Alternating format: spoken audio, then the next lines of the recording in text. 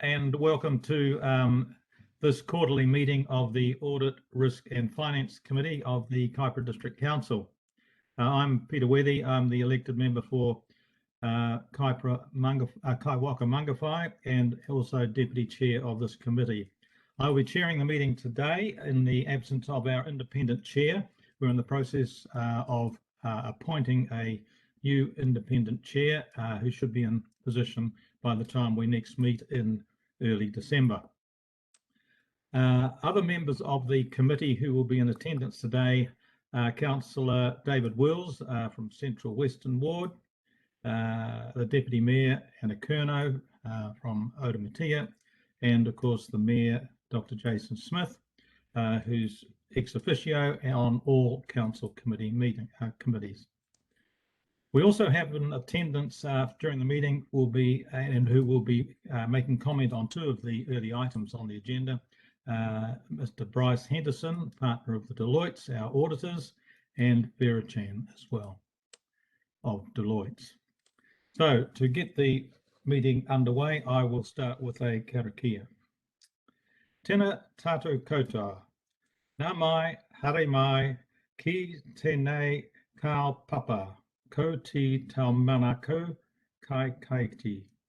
I te hoa ka puta mai, no rira, tēnā koutou, tēnā koutou, tēnā koutou koutou.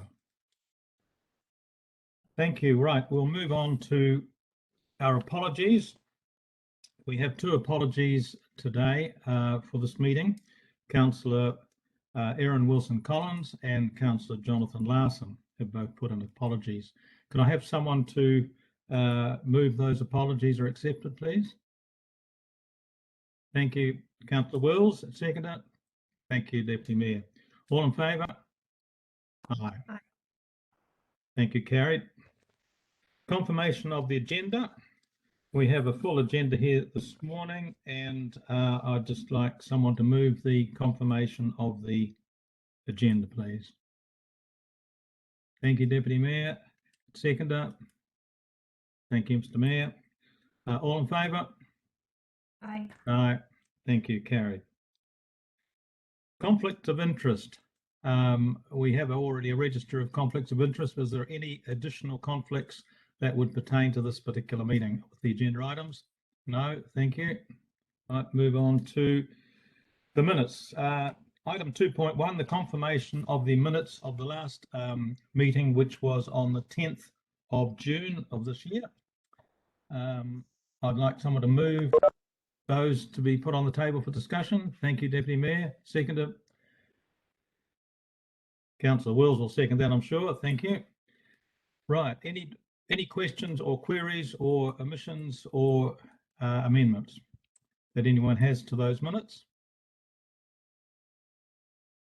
Not seeing anything there. All right, well, I'll move that they are a true and correct record of our last meeting. All in favour? Carried. Thank you. Hi, sorry, just a minute. It's Vera here. We're just using the WebEx link, and Gavin, it says that you haven't signed in. Who hasn't? Sorry, yeah, Vera? This is Vera here from Deloitte. Yeah, I was just trying to use the WebEx link. Does anyone else have a problem with that, or is it just me? The link that Gavin sent through, Bryce and I can't seem to join it, so that's why I've downloaded via my mobile phone. But I was just wondering whether the link actually works. Through the chair, yes, the link should be working. Okay, is that the link that you send via the calendar invite? That's correct. Correct. Okay. We're all on that same link, Vera. Thanks, Gavin. Mm-hmm. Okay, I'll give it a go. Okay, thank you. Moving on to item 3.1, which is the annual report for the year ending 30th of June 2021. Now we have a slight change in the resolution for this committee meeting, and that's been circulated separately.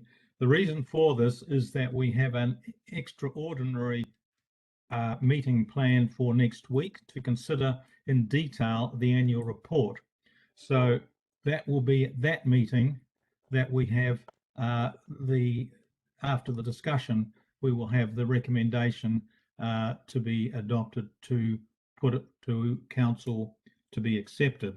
So this particular item we're leaving on the agenda, but it's just really to note now, to note rather than recommend that the committee is considering the draft annual report and to give any feedback to staff as to any high-level omissions or corrections that any elected member has seen when they've read through this draft prior to this meeting. So that's just the background to the amendment.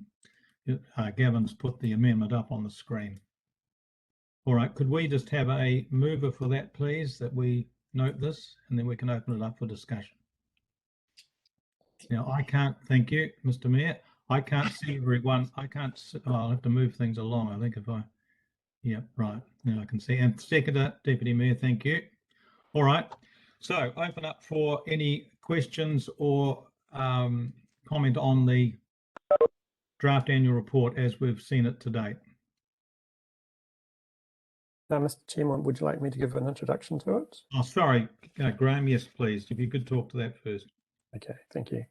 So this is part 2 of the report only. The full report will come to the council in September when it's up for the full adoption. Unfortunately, we weren't able to get you a more final version for this committee meeting. The lockdown sent our auditors back to Auckland, and obviously the rest of the audit needed to be completed with everybody at home working remotely and online, and that sort of adds delays to the process. The version in the agenda is therefore an earlier draft. Staff and audit were still working through the final adjustments for the revaluations. This year we've revalued all of the 3 waters, that's the wastewater, water and stormwater, along with the roading. We didn't revalue the drainage assets, the land, the flood protection ones. We did a desktop valuation just to make sure that the values were correct in the books. So you'll recall last year we had issues finalising the annual report because of issues around the way the revaluation had worked and the mismatch between the finance systems and the infrastructure systems. Prior to audit coming in, we'd done a lot of work to tidy that up, which made the process a lot easier this year. We still had a few issues that we worked through together, but we're in a much, much better space, and we've got a good sort of solid base to work from going forward from here. The revaluations have resulted in a net gain of 24.7 million, so that'll be reflected in the next version of the report that you get. And there's been a number of sort of editorial changes and wording changes and errors that have been corrected. So the version that will go out at the end of this week for next week's agenda will be the final one, hopefully. Just some high points from the annual report. We've ended the year with an operating surplus of 19 million. That was against an annual plan surplus forecast of 17, so slightly better than that. We had total capital expenditure for the year of 23.7 million. We've revalued our derivatives, our swaps, and I've decreased our liability by 2.7 million. That's as a result of one swap dropping off and sort of the market rates sort of coming back up a little bit more towards what we're paying. And if you look at the balance sheet, we've ended the year in a pretty strong sort of position. We've got positive working capital of 5.9 million against a planned deficit of 2 million. So we're in a good space. The net debt hasn't moved. It's sat at 44 million. We've got sufficient funding to do what we need to do at the moment, so there's no need to take out additional loan funding. So happy to take any questions. Thank you, Graham. Look, I have one question which I did mention to Sue earlier, and this is relating to the biological assets, which are namely our forests. And I note that in the statement of financial position, you've got in the non-current assets, you've got biological assets at 947,000, which is a reduction on the annual report or annual plan. But I noticed that now I see it's also an increase on the previous annual report. So that's where I've confused the annual plan with the previous year. Yeah, we've changed that essentially wording to yeah, reference last year's annual extraordinary number rather than the annual plan number to That's make it right. more clear. Yeah, that's right. You needed to clarify a wee bit because it does look as though on one hand you're reflecting a reduction and then on the other hand you're reflecting a gain, and it's just a little bit confusing. That the commentary should be able to clarify that. Thank you. Yeah. Have we got any other questions? Yes, Councillor, at least Deputy Mayor. Thank you. Yeah, I just have a number of fairly small questions which may have been resolved in a later version, but yeah, if I can take you to page 17 of the agenda, I'll just go there myself and tell you which page I'm referring to. That is page 23 of the draft annual report presented. The rates affordability benchmarks, the graph on this page and the following page, I remember in the LTP, I think it was the 1828 LTP, we'd said that we would be out of policy on those rates affordability ratios for the first 3 years. Could you remind me, are we on track for coming back into compliance with our policy for next year?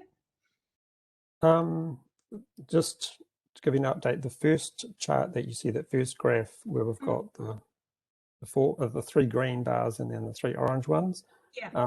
that's been refined as we've finalised the number. So that last bar's turned green. So we actually met the affordability for this year.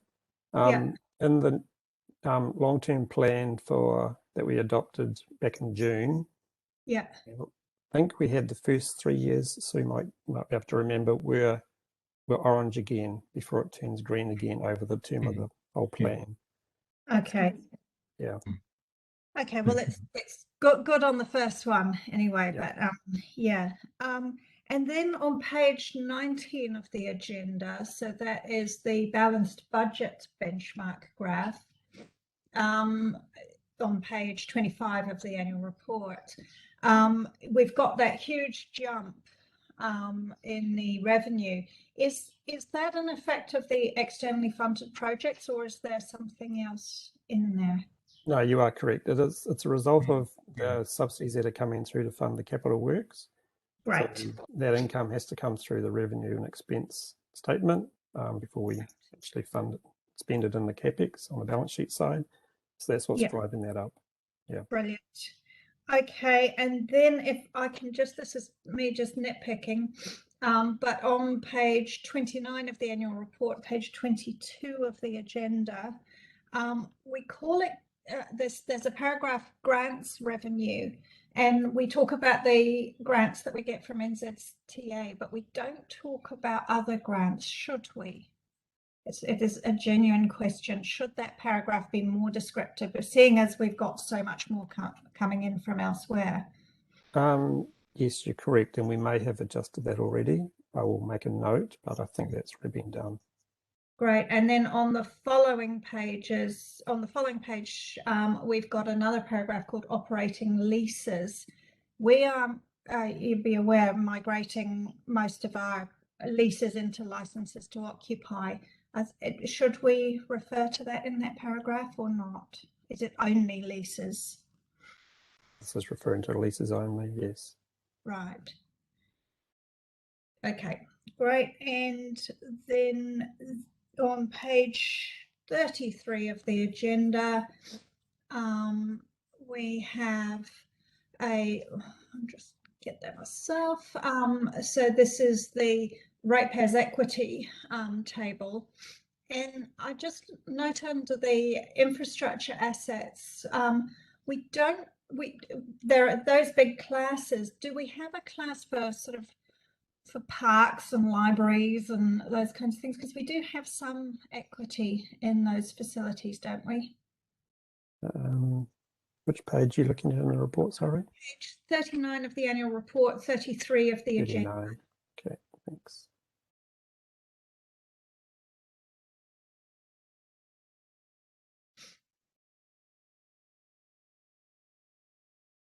I stress these questions are more about my understanding than sort of picking Anthony. You know. Yeah, the other ones are grouped under the operational. Well, yeah, this one is. This is the you're looking at the bottom part of the statement, are you? Yeah, down where it says infrastructure assets, and you've got operational assets above, but there's nothing. Yeah, so this is looking at the asset revaluation reserve movements only. Ah, So okay, it's all limited right. to what we're revaluing. Yeah. Okay, I see that. I missed that first heading. Thank you. Those are all my questions. Thank you. Thank you. Just one further one from me, Graham, and you've probably got this already in hand. I note that in a lot of the, in fact, in most of them, you've got notes on a number of the line items, but then when you go down to where the notes are, you haven't cross-referenced the designation you've put on the table to the note below. You just need to tidy that up, because otherwise people will get lost trying to find out where their notes are. Now, Mr. Mayor's got a question. Sorry, and Mr. Chair, just on that point as well, it would be interesting if these tables, especially the charts and graphs and so on, if they were numbered. So in the report, you'd actually be able to say refer to table number 32, table number 35, whatever. It's not to make it more complicated, but it's actually just to make the document more navigable for the readers. Yeah, when you have multiple charts here talking to different things. Yeah, and then text that refers back across it all. Yeah, good comment, good idea. And also, I do have another comment as well, and this links back to Councillor Curno's comments just before regarding grants, if you like, and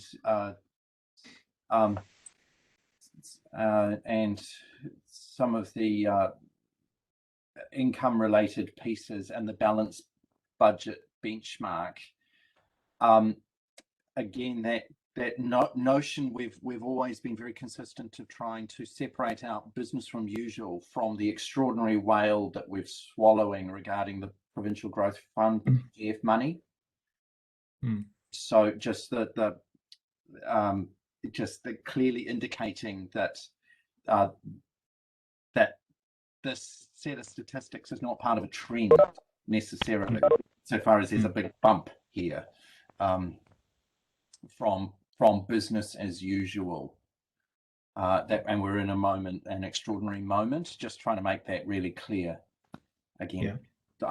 Sorry, it's a statement rather than a question for clarification, Mr. Chair. Sorry. No, that's fine. And now, as you are well aware, that's been an area that I've been particularly concerned about for the last year or so, is to make sure that we do not confuse an abnormal blip with business as usual. So if we can just clarify that, that's a good point to re-emphasise. Thank you, Mr. Mayor.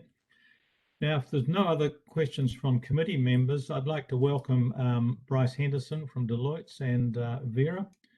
Bryce, might be an opportunity for you at this stage to make some comments, if you have any, on the current draft. Well, thank you for inviting me. I just had some problems dialing in. We don't have the obviously compatible system to the council, so that we'll give it out for next week. But yeah, so we're in good shape. We have this version which you're looking at now is essentially 2 versions old now, so a lot of these points have already been picked up, and we've made some additional disclosures. So we'll pick up these comments. We're working through with Graham and Sue to get the final version or final draft version out tomorrow with our reporting. But no, at this point in time, in terms of financial statements, we haven't seen, or the next version is not materially different in terms of optically. So you shouldn't see too much of a change in the final version. Oh, very good. That's good. Well, I have to admit, I think that, from the position we were this time last year to where we are now, we've made some substantial improvements in terms of progressing all the necessary work and getting it through audit. And it's very, very heartening to see that we've made that progress. And I think it's been a lot of hard work on Sue and Graham and the team to get it to the stage. And obviously, they've worked well with the auditors. And of course, this last few weeks of lockdowns just thrown a bit of a curveball into it. It's made it a little bit more difficult to try and keep ourselves on target. But I think all credit to everyone who's been able to achieve the position we now find ourselves in. So thank you all very much.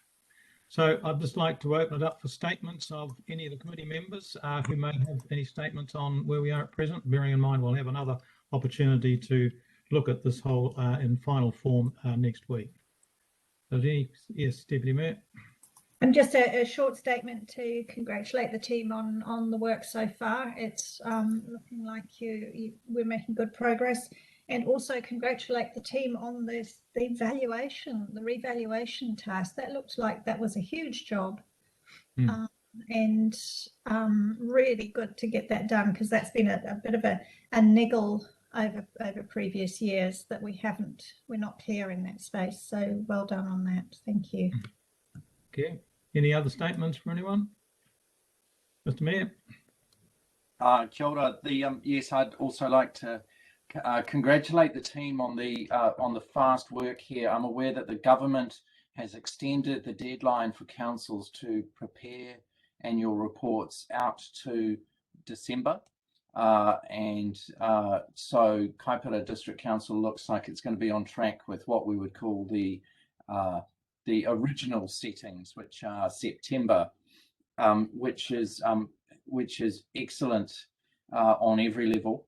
I'd also like to commend the team for the clarity of the report that's here, as well as also just for everybody about the actual results that are in this, because there's a lot of very positive trends here rather than negative trends, and so we're seeing good results as well as excellent project management here. So congratulations Sue Davidson and Graham Coleman and the entire finance team and the chief executive, the entire organisation and the auditors for working quickly through this.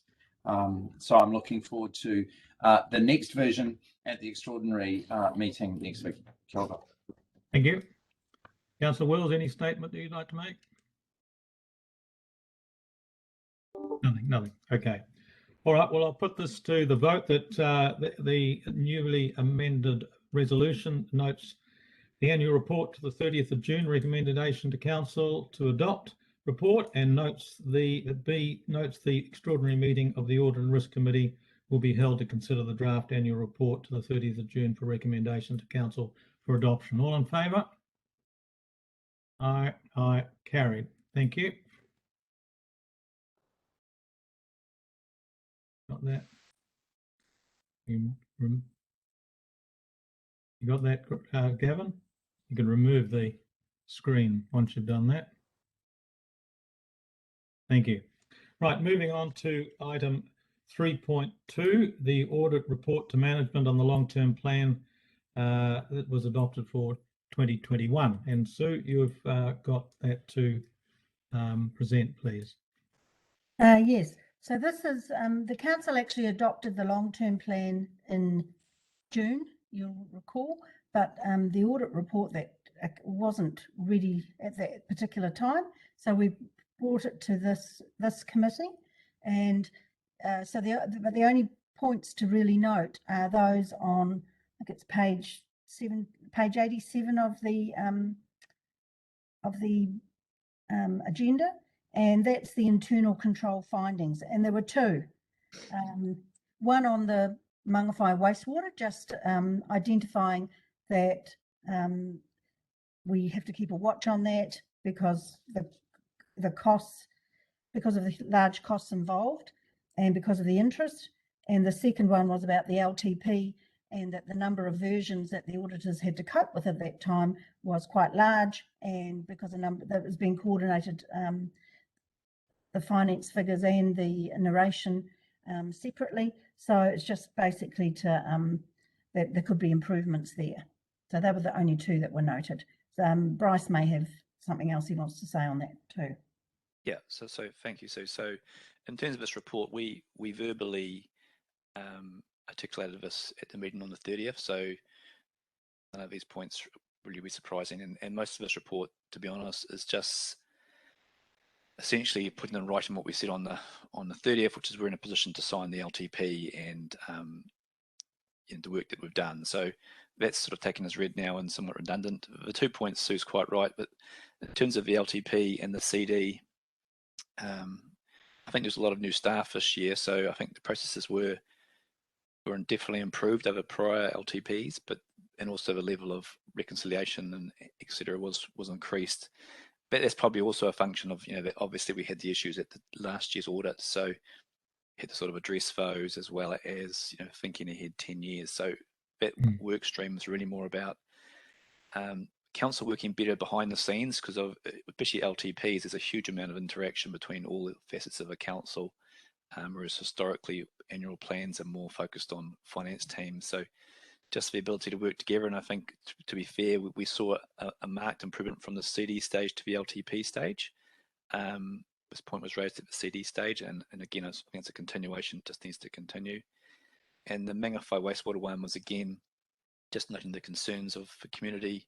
Just very, very important that you continue to keep an eye on your CapEx in terms of the scheme, and that has to be looked at in conjunction with development contributions, etc. And so what we're really asking there is, whilst it was looked at for the LTP, having a coordinated approach going forward is some really, really important. So and that involves not just finance teams but also operational teams, because it saves lots of pieces to the puzzle. So we're just recommending there that you have a working group which actively manages that to ensure there's no surprises to the community. Yeah, fair comment. Thank you, Bryce. Just before we go on and ask for questions, I think, omit to ask for a mover for this item on the agenda, so we might just catch that up. Can I have a mover? Thank you, Mr. Mayor. Seconder? Whoops, we've gone. Can't see everyone. What have we got? Thank you, Deputy Mayor. Seconder. Right, so we'll carry on, having moved and seconded that, with any questions that any of the committee would like to have clarified, please. Mr. Mayor. Kia ora. It's a lesser content question and more a process question. Should this item for transparency also go through to the full council for noting as an information item? So because people in the community may not go to the Audit, Risk and Finance Committee minutes or reports or agendas to find this information, and yet it may be reassuring to the wider community and through the wider council for this important audit report on the LTP to be noted. So I just pose that as a process-related question. I don't know who, Mr. Chair, you would want to ask of this of. Yeah. No, thank you, Mr. Mayor, but I think it's a valid query or comment, and I think it would be a very good idea, because this particular LTP we're talking about was a very comprehensive one, and it was in far greater detail and far greater integrity than probably that was the previous one. And it would be good that the comments that have been made in this audit report were addressed through to the full council meeting. So that might be something, Sue, you can consider, and for the next council meeting. Yes, I'll look at that. Thank you. Any further queries? Mr. Councillor Wells? Thanks, Chair.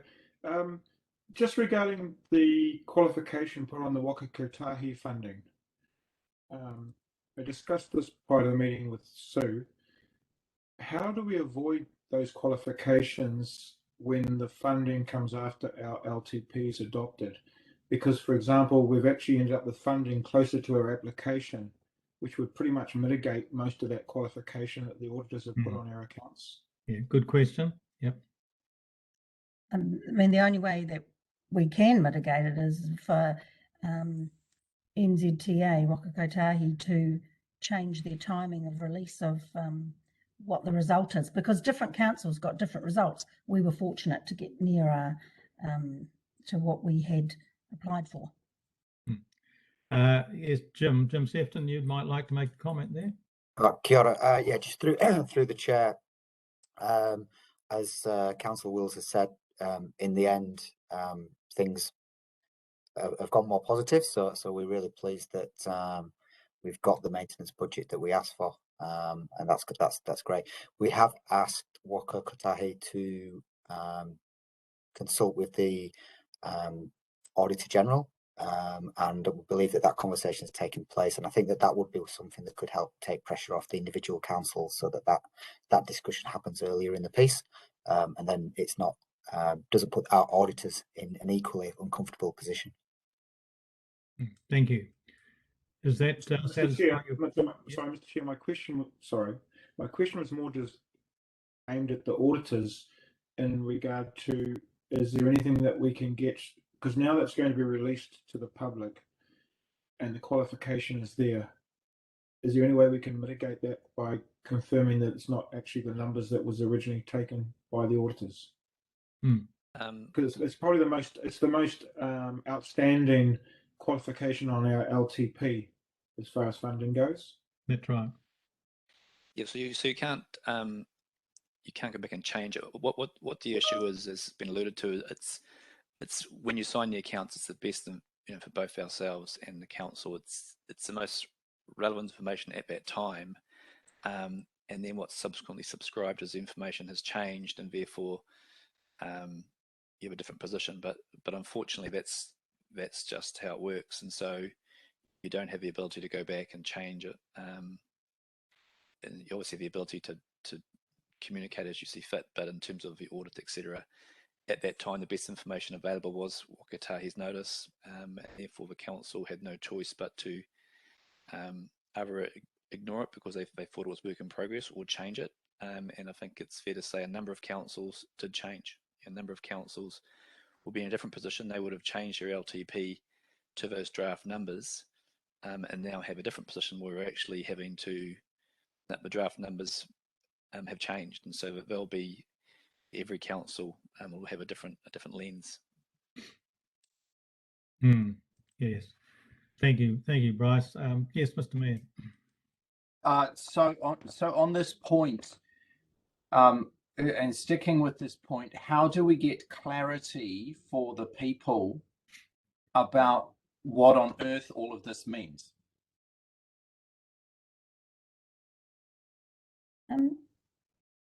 Through the chair, so if we could, I suppose, make an announcement to our community about the result of Waka Kotahi's release of funding information, and how fortunate we are, and how that mitigates or offsets basically the qualification. I think that's the way forward for that. Yeah, I don't think there's too many other options, to be fair, Sue. That's probably the best alternative. I think if we could sort of note that and perhaps get some comms work done on that to make it generally known. Yes, Mr. Mayor. So further question. So would that be a joint statement between Deloitte's and ourselves? Therefore, no. Or perhaps you'd come back to us on that to actually say, well, there was a qualification. At this moment in time, the universe has changed. It's landed in a different place, and we're now, while there's still a qualification, if you like, the issues have now vanished, but the qualification remains. And then you expert people, if you like, professionals, explain that so that we're all clear and happy. No, I think it would. Well, I think the answer that'd be highly unusual, because it would. Because what you're really saying is, when you sign off at a point in time, there's an issue there, and you're saying, well, that issue may or may not change, but that would mean that to do that, you'd actually have to look at your whole LTP piece to make sure that your funding is exactly the same project. So it's actually quite a big piece of work. It's not as simple as saying that. And in terms of our current scope, again, that's not something which we would normally do. So we'd have to consult with the OAG, and again, it would be highly unusual. I've never seen that happen myself. However, Bryce, I guess from a council point of view, council could put out a statement, because this is new information relating to the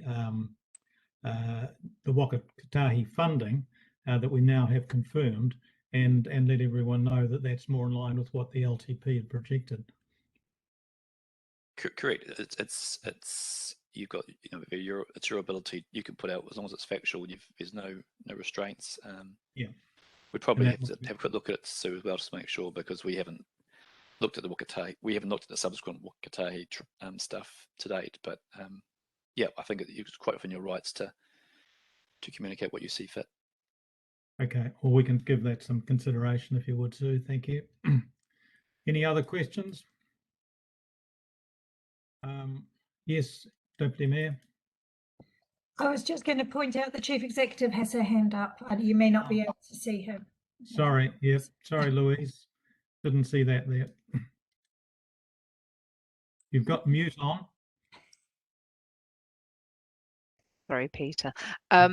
Just to also confirm that the NTA are looking at putting out a comms around this. Obviously, they've now had all of the letters back from each authority around the funding. And so we can certainly ensure that we give the message out to our community and tie it in with what's coming out from NTA as well. Thank you. That's excellent. Yeah. Yeah, and certainly we need to be in harmony with any information they put out. That's quite right. Thank you. All right, Mr. Mayor. So just a point of clarification with the scale of where Waka Kotahi has now landed regarding the roading grants. Would there have been an emphasis of matter if where they've actually landed had been the position back prior to the 30th of June and the adoption of the LTP? The scale of that. So, Jason, I haven't seen the new funding, but essentially, if the LTP would have had to recognise, and the LTP would have to have recognised the same numbers which Waka Kotahi had. So, I'm making it up, Sue, but if Waka Kotahi, if we had, or you had assumed 20 million, and it was actually 30, then you still would have had a qualification, because we'll be saying to you, well, you should have put 30 and not 20. So it's always the information available at that time. But there is a materiality lens, as you say. If it had been 20 versus 21, not such a big issue, but it's really the differential between your LTP and the actual, or the actual information, and that's irrespective of whether it's up or down. Yes, yeah, and I'm just interested in that materiality. But thank you for that. That is clear. Thank you, Bryce. Thank you. Yeah, I think carrying on from that, Bryce, I think that it would be fair to say that because the Waka Kotahi funding hadn't been confirmed for pretty well any council before they adopted their LTP plans, that in fact, whether they adjusted or didn't adjust is probably means that none of them have actually got the figure that they've finally been granted. So just about every LTP throughout the country will have some form of qualification in its audit. Well, no. Well, a lot of the councils actually, the draft funding wasn't. Well, I can't count for everyone, but we saw examples where the draft information from Waka Kotahi was similar to what was in the LTP, so they were unqualified. And we saw situations where councils actually adjusted to the draft numbers. But your point's well made. If it's an estimate, so like any estimate, it can change. So the fact that now the actuals are different to the estimate, that's just an accounting. That's how accounting works. It doesn't mean your accounts or your qualification was wrong. It means your qualification or your opinion was right at that time. And like anything, numbers change after you sign. Good, thank you. Councillor Wills, did you have a finger that was hovering for another question? I was just going to say that, sorry, Mr. Chair, I was just going to say what has just been said, that actually a number of councils did get 100% of their funding request from Waka Kotahi, so that would have met their LTPs. Right. But it ranged from there down to about 80% or less for some councils. So we can't go out with a blanket statement and say all councils will have different numbers from their LTP. There's a variance across all councils. Sorry. Fine, thank you. Yeah. All right, if that's exhausted the questions, any statements that anyone would like to make on that audit report to management to the long-term plan?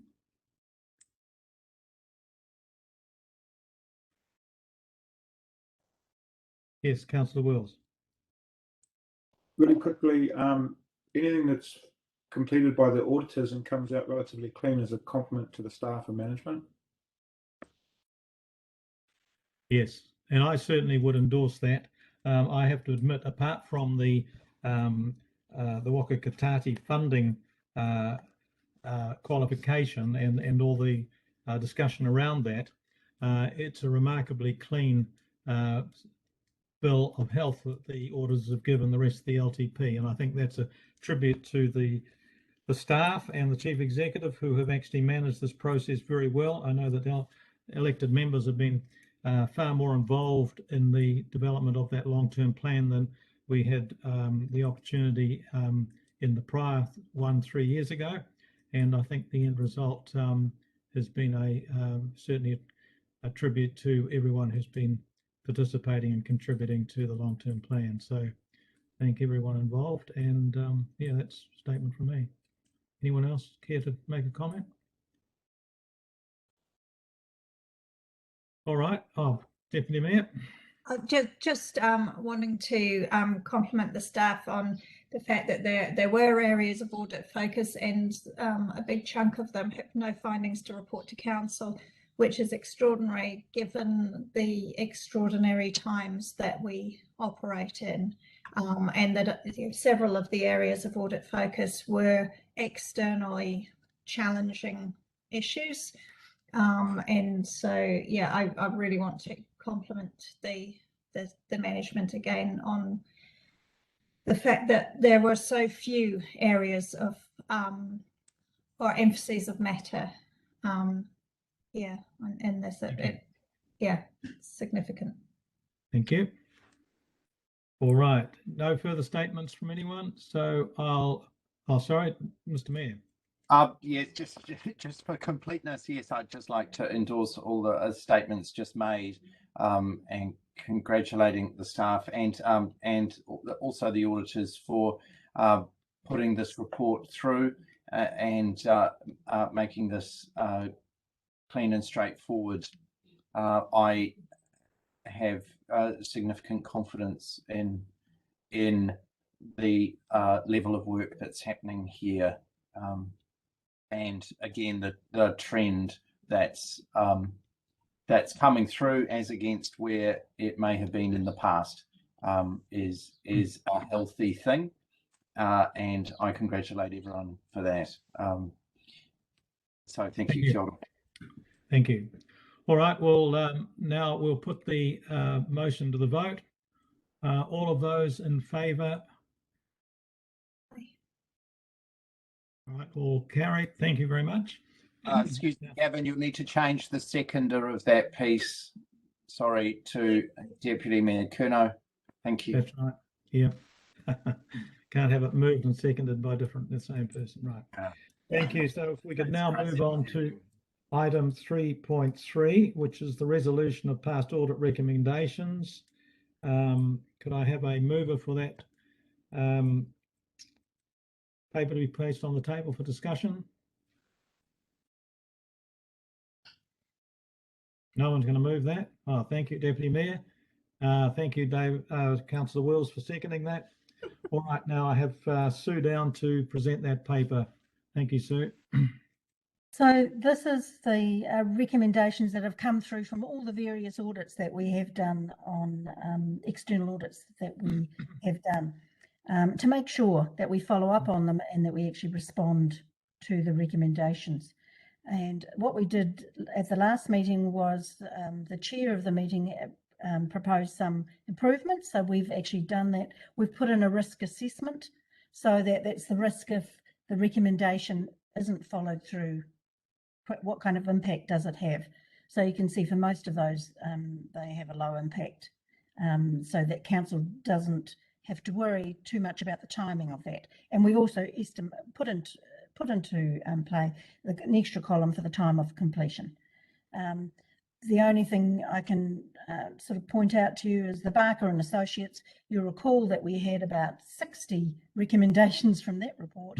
We're now down to about the last 6. So that's, good to see. And I'll just take questions. Thank you, Sue. Look, just a question to me to start off with. I do note that on the last page, second to last item, this is the roading assets implementation of the OPIS recommendations. You don't actually have any risk assessment associated with that. You've just got a white blank. Is that just a omission, or haven't you addressed that yet or ranked it for a risk profile? So through the chair, we haven't gone back to or got an analysis from everyone. So we put in the columns. We only just looked at doing that in the last couple of weeks, and so haven't got a response as yet. So we will get that by the next meeting. Okay, thank you. And the other one was, I noticed the item that it was a high risk, and this was relating to the pool inspections, but there's been a significant increase in the rate of those inspections, and it's very pleasing to see that all pool inspections have been completed now. So that's been a fairly significant improvement in the scale of inspections that we've been previously able to complete. So that's a good result. Just one question though, so with those pool inspections, one of the things you haven't mentioned there is there a percentage of non-compliance compared to compliance of those pool inspections?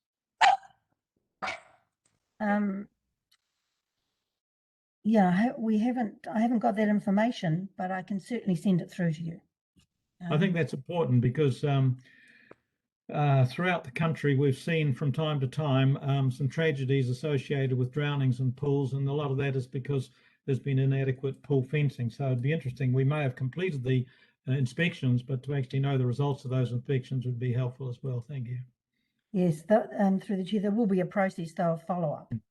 Thank you.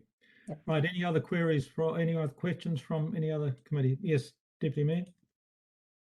Yeah, my apologies for my dog bark, by the way. Yeah, I was also going to ask about the outcome of the pool inspections. Yeah, it's sort of, yes, we've done it, but did we find that 90% were non-compliant, and we've got, high risk? So thank you for asking that. My other question was around the estimated time of completion. Just in terms, so it would be helpful. I know this is an early stage of this process, but I'm hopeful that in future versions we'll have more estimated time of completions in there. That helps us to kind of keep things on track. Yeah, through the chair, yes, we'll make sure that we do that for next time. Thank you. Yeah. Okay. Any other questions? Any statements anyone like to make on this item on the agenda? Yes, Deputy Mayor. Just a very quick statement. This is extraordinarily helpful. I love a good sort of register of actions, and this is just fabulous. This starts to give me a bit of confidence that we've got all of these things in one place. We know, and we can show where we're on track. So yeah, thank you for pulling that together. Yep, thank you. I think that's a good comment, and there's no doubt about it that the register of risks and looking to see how they're being managed and all the rest of it has been an area that has had a lot of discussion over the last couple of years, and it's good that we're making progress and getting it into a format that is concise, has a traffic light system to monitor the risk profiles, and that's very pleasing. If we keep this standard up and keep on fine-tuning the system, then we're getting a very good handle on the total risk out there as far as the council liabilities and responsibilities are concerned. So thank you very much. Okay, no other statements from anyone, so I'll put this to the vote. All in favour? Aye. Thank you. Carried. Next item on the agenda is the Treasury Management Report, and I think Graham Coleman is going to present that. So could I have a mover for this paper, please? Where we got? Thank you, Mr. Mayor, and seconder. Presume we've got a seconder somewhere. Thank you, Deputy Mayor. Right, Graham, over to you. Thank you, Mr. Chairman. It's really just information only. It's we're very much in a holding pattern in terms of our sort of funding requirements at the moment. As I said earlier in the annual report, the net debt's static at 44 million. One of the things that we need to note on page 3 of the report, where we've got that table of hedging instruments, the swaps, that first one has dropped off, that one at 5 million with an interest rate of 4.47. And we've got another one that drops off in January. It's another high one at 4.49. So both of those will help reduce our cost of funding. Yeah. PwC were going to join us. Gavin, do you know if Alex is going to join? Through the chair, yes, they are aware, and I warned him that his item was coming up about 15-20 minutes ago, so he should be here. I've texted him again. Okay, thank you. So you'll recall at the last committee meeting, the chairman asked that PwC attend the next meeting and present sort of a bit of a history around some of the swaps and how we got to where we are and what we can do to sort of mitigate things going forward. So Alex from PwC has provided a report which is attached to mine, and he was going to take us through that. Yes, well, we were going to drop off. Alex, sorry, Peter. We were just going to drop off and then come back for the private session as well, if that's okay. Yeah, sure. That's fine. Thanks, Bryce. Thank you. We'll talk to you soon again. Yep, thank you very much. All right, let's see, Alex is here. Alex Wondergem is a partner at PwC, and he is the one who's going to present to us this morning on the Treasury options. Welcome, Alex, to this meeting, and I guess you've got not only the committee here, but also a good selection of the staff of the council. So we're all looking forward to your presentation. Please carry on. Now, I don't know whether that's going to be brought up on the screen. Is it, Gavin? Oh, you have. Thank you very much. Yeah. Good morning, everyone. Hopefully everyone's safe and well. I see there's a sort of variety of working environments at the moment, and obviously it's nice to have that option, being sort of someone north of Auckland, and hopefully we'll be joining you in the realm of takeaways very shortly. Look, I am a partner here at PwC, have been working with Council and the Kaipara District Council for many years now. So I think we first sort of got involved with Council when we were in fact not PwC. We're another consultancy practice called Asia Pacific Risk Management, who were later acquired by PwC, and that was in around sort of 2012. Look, today I've got a presentation really taking you through your current sort of treasury management positions, your funding, interest rate fixing, some of the products you've been using. And then I think also sort of importantly as well, taking you through a little bit of history in terms of debt levels and debt forecasting, and how that sort of relates and impacts on the current Treasury positions in terms of where the funding is and where some of the interest rate fixing levels are. And the other sort of, I guess, very important piece to be sort of touching on as well is some of the implications of the DIA's 3 water reforms, and what implications that's going to have from a Treasury perspective, which without even sort of flicking to the next page, I think you can probably assess quite significant. So look, maybe I'll just start from a high level perspective in terms of some of the objectives of Treasury management, and perfect. The sort of general context that we're sort of looking to operate in, and the support we're looking to provide is with Council as a prudent financial manager. So the sort of conservatism, prudent stewardship of community assets and ratepayers' monies, the Local Government Act, those are all key sort of aspects that sort of underpin the advice and guidance and recommendations that we're providing in the way that we see council operate its treasury function. So obviously has some statutory objectives to help support that. Your liability management and investment policies, collectively sort of known as a treasury policy, also support that.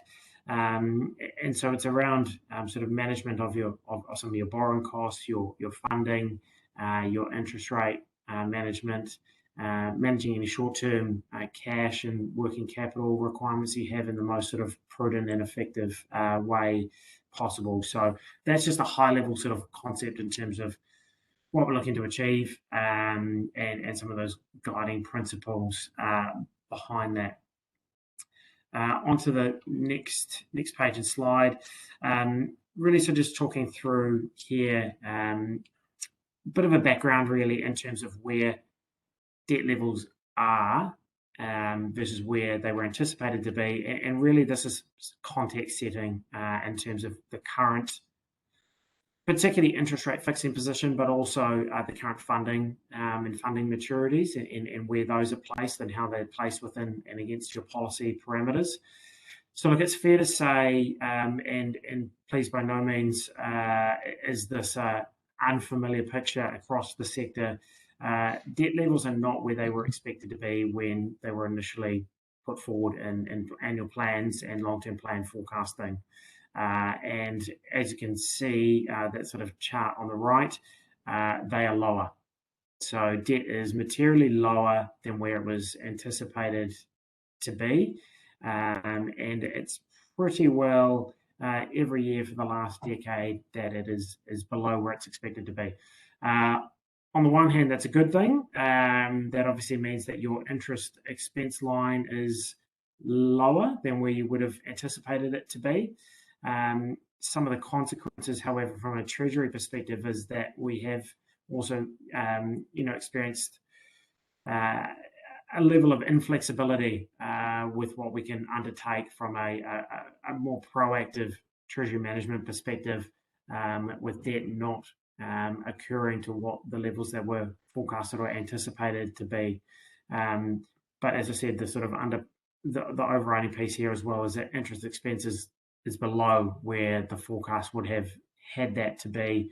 And look, there's very good reasons for this in terms of where some of these mishits are in terms of where debt levels were expected to be. Primarily, it is around sort of underspend, under delivery around capital projects. Again, very, very common across the sector. In general terms, we would see 70% would be a delivery level across local authority in New Zealand. And give you another bit of a sense of this, Standard & Poor's, who rates the majority of councils who have a formal award or credit rating in New Zealand, immediately apply a 20% haircut to debt forecasts that are put forward in terms of some of their rating allocations. So when a council puts forward a capital expenditure program and what they expect that's going to entail from a debt perspective, Standard & Poor's, who are generally very methodical and mechanical in the way that they would build up a ratings outcome, immediately take a 20% haircut off that number, because what they've seen for many, many years is that it doesn't happen that way. And it is below where best intentions are. So that's just a sort of contexting piece. And the next slide sort of shows it similarly, albeit against your LTP debt forecasts and projections. And again, you can see the actual debt line is, oh gosh, which one is it? The bottom one. So the bottom line obviously trailing down, and certainly your LTP projections, and 2018 obviously reasonably close, albeit still below but generally speaking, the expectations would have been for debt to be higher than where it is in actuality. So what in particular that has implications for is your interest rate fixing position. So if you can move to the next page, and I appreciate this is relatively wordy, there has been a limited level of participation in the declining interest rate environment as a result. And primarily that's a function of proportions. So with your existing interest rate fixed position being benchmarked against your debt level, i.e. I have interest rate fixing of 20 million against a $25 million debt level. That $25 million debt level was, as you can see in many of those periods, expected to increase or stay constant. It did not, it declined, which meant there was less ability to either enter some new hedges at lower levels as the interest rate environment declined, or it didn't allow a restructuring of some of that existing hedge portfolio and position because that debt really and some of that fixing needed to mature rather than be restructured because the debt ceiling kept moving lower. So the higher debt levels that were expected not occurring has meant sort of on an artificial basis, well, it's not artificial, on an actual basis, interest rate fixing has been higher than where it might desirably have been. So what that's meant in general terms has been there's no interest rate fixing activity and no new interest rate fixing activity since March 2018. So for 3.5 years, no new contracts to fix interest rates have occurred. And in fact, in 2018, a number of contracts were exited to make sure that that level of fixing was reduced. And so what's been happening over time has been the prior positions and interest rate fixing contracts that were taken out on the anticipation of a much higher debt level have been allowed to mature and roll through, meaning that when you face value have a look at your existing portfolio, some of those existing fixed rates are higher than where they would be able to be entered into on a like-for-like basis today. That is as a result of that debt ceiling coming lower and lower with the forecasting inaccuracy. Albeit on the flip side of all of that, obviously, is lesser debt has meant in general a much lesser interest expense bill. So whilst the number looks high in terms of the interest rate fixing number, the interest rate expense from a dollars and cents perspective has been lower. Overlaying all of this, however, and on a forward-looking basis is what some of the implications and inferences might be from the DIA's 3 waters reforms, and what does that mean on a forward-looking basis for your interest rate fixing position and your funding position. And whilst nothing is sort of set in stone as yet, as you well know, there's some, on the basis that the reforms progress in some shape or format, with Kaipara District Council having a very high proportion of its debt related to water and water-related assets, that debt would need to either be assumed by a new water service entity and that alongside the assets, but that would also assume the interest rate fixing contracts that go alongside that. So the interest rate swaps that you have, as well as the debt, would all be part of a package that would need to be either compensated for or assumed by a new water entity. The mechanics of how that can happen, would happen, is that it's extremely difficult for your existing contracts, your existing debt to be novated to a new water entity. It's very difficult for the lawyers to say, this is the borrower or contract holder is no longer the Kaipara District Council. It's now Water Service Entity A. That's unlikely to happen. What's much more likely to happen is the DIA will ask you for a number. What is the value of your interest rate hedge contracts? And we need those closed out. Tell us what the number is in terms of their value, and we will write you a check and you will close those out. The new water service entities will more than likely assume the cost of that check via borrowing on their own balance sheets in order to provide that. And they will then re-enter their own interest rate fixing arrangements in their own name. Where there is going to be certainly a high degree of challenge is around the physical borrowing. So if we could just move to, gosh, it's a couple of slides further down on slide 10. One further, yeah, perfect. This is where things will get a little more convoluted from the DIA and the water service entities perspective, which is around your existing debt maturities.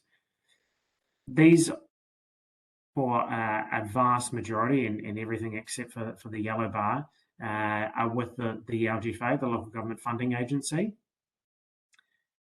These cannot be novated to the water service entity. The LGFA cannot cancel these. The LGFA is funded by investors who have invested and lent money to the LGFA. They have not lent money to water service entity A, B, C, or D. These investors are extremely large sovereign wealth funds, pension schemes, European investors, Japanese investors, US investors. They have invested in the LGFA. They will not accept your contract holder is now someone different. That is not going to work. And that is not a headache that you will need to worry about. It's a headache that the DIA and the LGFA will need to work through. And as I understand it, it's not an aspect that the DIA has a very good handle on, and they have not engaged with the LGFA in any meaningful way. But certainly the conversations that I've had with the LGFA and the chief executive there is that this will not be possible. The existing debt and borrowing that is with the LGFA and that councils have through the LGFA will need to remain in place until it matures. And so as you can see there, you've got a proportion of funding that will need to roll through and mature over time, rather than that being immediately cancelable or transferred to a new water service entity. So again, it's going to be some creativity needed by the DIA in order to compensate you for this funding, because it cannot be picked up as a package and moved over with a new contract holder's name in place. So again, there may be a requirement for the water service entities to notionally be responsible for this debt servicing and this debt that you have here, albeit it may need to remain on your balance sheet. These are factors that have not been worked through in any great detail. Obviously, there's many moving parts in the reforms program, and not enough answers. Remission. Kia ora, sorry, look, I just, right now I'm picking my jaw up off the floor. Thank you, Alex, for this extraordinary presentation and this news that you've just provided to us. I've just got a very high level question. I don't want to interrupt your flow here, and it's about the reforms in general. How this opinion you've just provided to us about the position of the LGFA and that the complexity of the LGFA debts with those offshore funders and institutions and so on. This opinion you've just provided to us, how widely known is this? And if you like, so from the perspective of how we, how the entire sector is dealing with this information, does anyone else know what you've just told us? I'd say a small proportion. because it's highly complicated. That's an added new complexity to us. Because we've been told, and then your debt disappears, council, on the magic day. And so, but what you're indicating is that it would, but it wouldn't. It's the last statement. It would, but it wouldn't. It's more convoluted than what's the value, what's the number, just switch the contract holder. It can't work like that. That's not the obligations that the LGFA has committed to with their investors.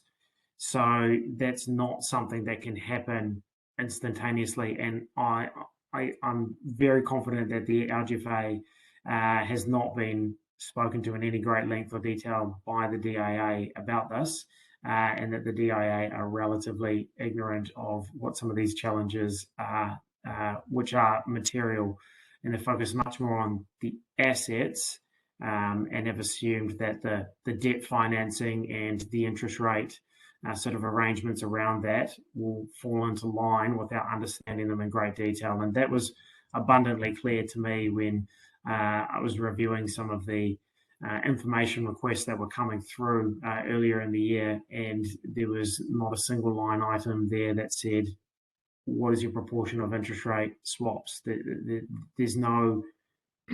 There's a very limited understanding of the way that local government funds itself and manages its borrowing risk. Thank you, Alex. In fact, I think I share the Mayor's concern there. What you've just explained in your presentation makes perfectly logical sense to me. And I think that what we've been provided from the DIA with is an oversimplification of a very complex problem.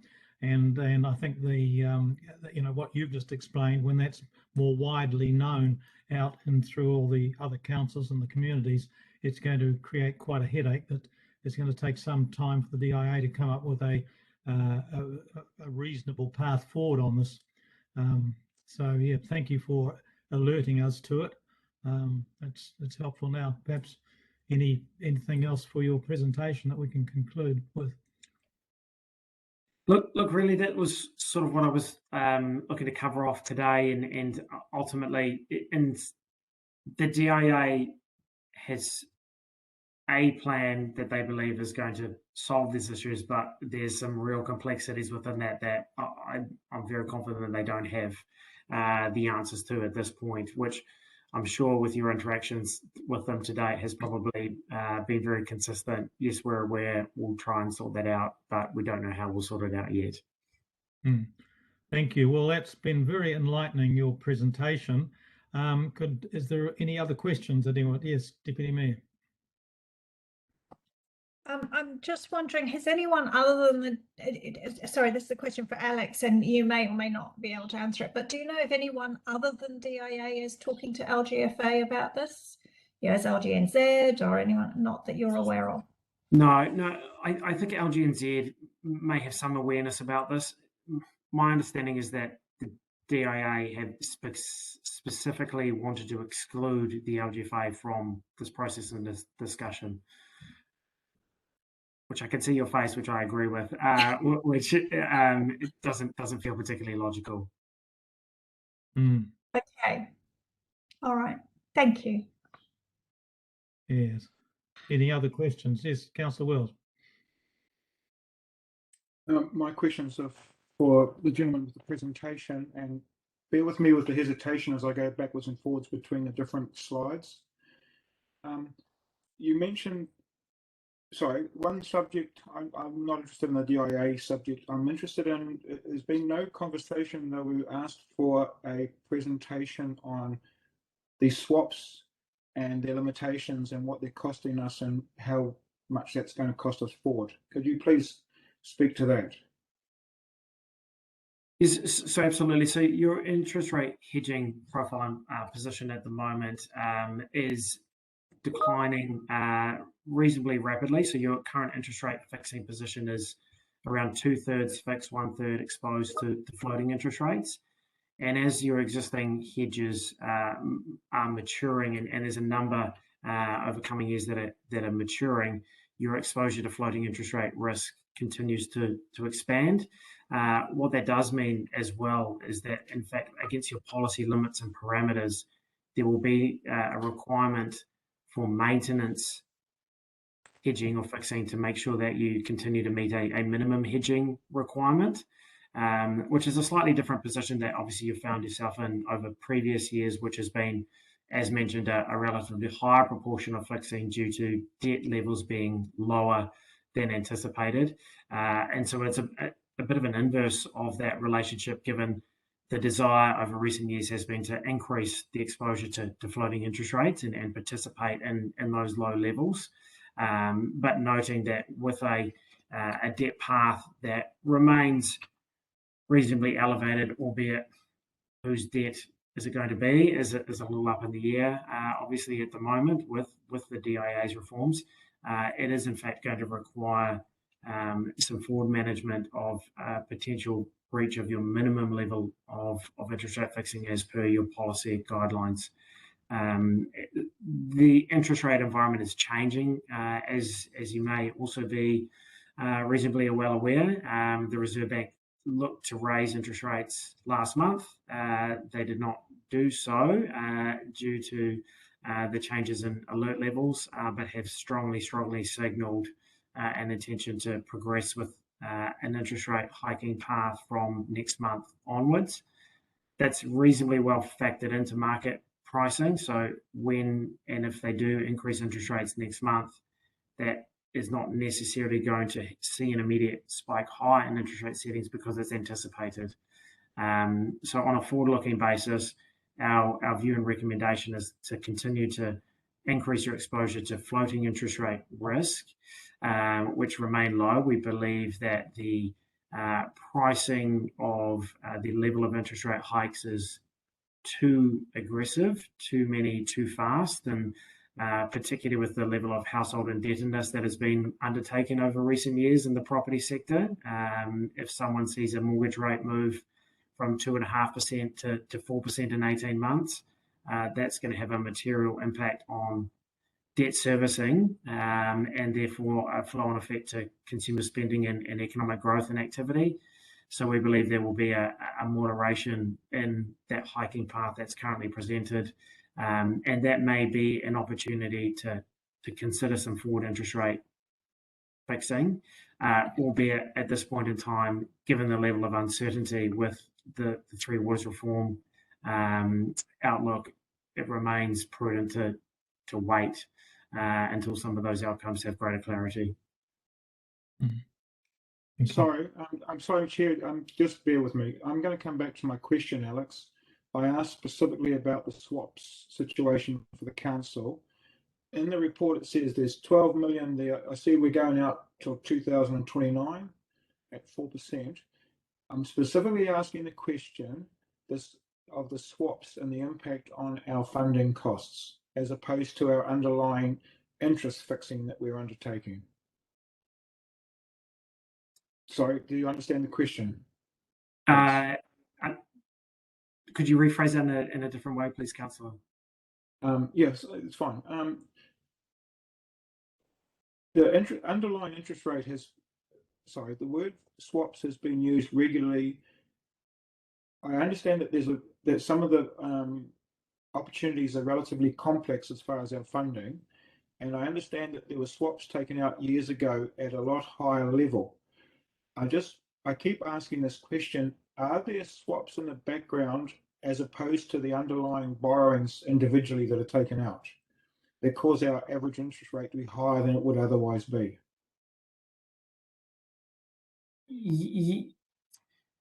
Do we actually have swaps? Yes, albeit it depends on drove a lot of farmers broke. Sorry, Alex. Okay, do we have swaps in place that was the situation that the BNZ had with a number of farmers that drove them broke when the interest rates went the opposite way to what was expected?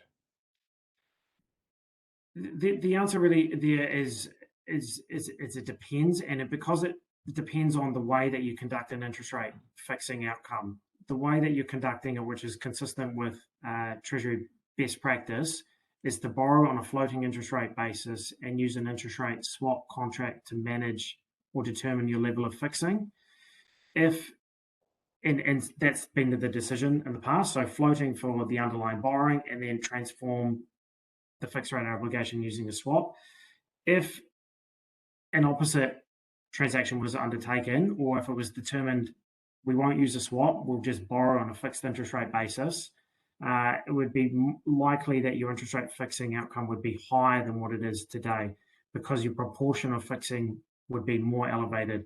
The interest rate swap is a flexible instrument that allows you to fix a lesser proportion than the total borrowing amount, whereas the underlying borrowing tranche, for instance, as you say, would, if that was all on a fixed rate basis, would be a much more elevated number and for longer periods of time. The swap has been allowed to be shorter and to a lesser proportion, so in fact it has contributed to most likely a lesser interest expense outcome than if a fully fixed rate decision was taken on the borrowing rather than floating and then fixing via a swap. Does that make sense? So yes, and I'm following you.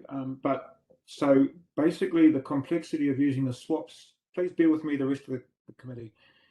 The complexity of the swaps has not been in our favour over the last 4 or 5 years.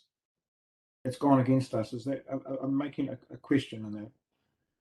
That's correct, but that's also correct of any interest rate fixing. So if you had conversely borrowed on a fixed rate basis, that would have had the same outcome. And that's true not just of yourself, but pretty well any borrower globally with the way interest rates have moved, which is lower. But sorry, so again, sorry, I'm trying to get a specific answer because I've asked this. Please bear with me. I'm just, it's for my understanding. Do we have swaps in place overriding the individual fixed term debt that we borrow? And is there a cost to the council of having that? You have borrowing on a floating rate basis, and yes, you have swaps over and above that. So the swap manages the floating interest rate risk of your underlying borrowing, and that fixed rate cost is above the current floating interest rate, and therefore in perfect hindsight you would have had a greater level of floating, albeit as mentioned, if the converse or alternative interest rate fixing decision had been undertaken on a fixed rate basis with the underlying debt, you would have the same, if not worse, overall interest rate outcome. So my next question, and Alex, please bear with me, is it because we've got those swaps in place historically that we've been put in a position of having to buy forward 5-year contracts from 2024, for example, which we wouldn't normally do as a council? No. To fulfill those swaps requirements? No, that's more of a function of your Treasury policy, which requires a forward management of expected interest rate risk and exposure, given your debt levels are projected to be elevated for a material period of time. Your interest rate parameters require a minimum level of fixing, and the way to manage that and make sure that you have a level of comfort that a proportion of that risk is forward managed and fixed is via an interest rate swap. It's not possible to undertake a fixed term, fixed rate debt obligation multiple years in advance. The physical drawing can't be committed to that early, but a swap can transform it. Apologies if you hear a crying toddler in the background. That's fine. Thank you. We've all got noises in the background. No, it's just, like I said, I'm just trying to get an understanding because I know that and that's not, there's no blame there. It's just a reality that everybody that fixed has gone against the game for the last 4 or 5 years. The word swaps keeps getting used, and I've read our Treasury document and they talk about collars around our puts and options, for example, which is way more complicated than the average understanding of financial instruments. And I'm just wondering how much risk that puts us in if we don't understand what you guys are doing on our behalf.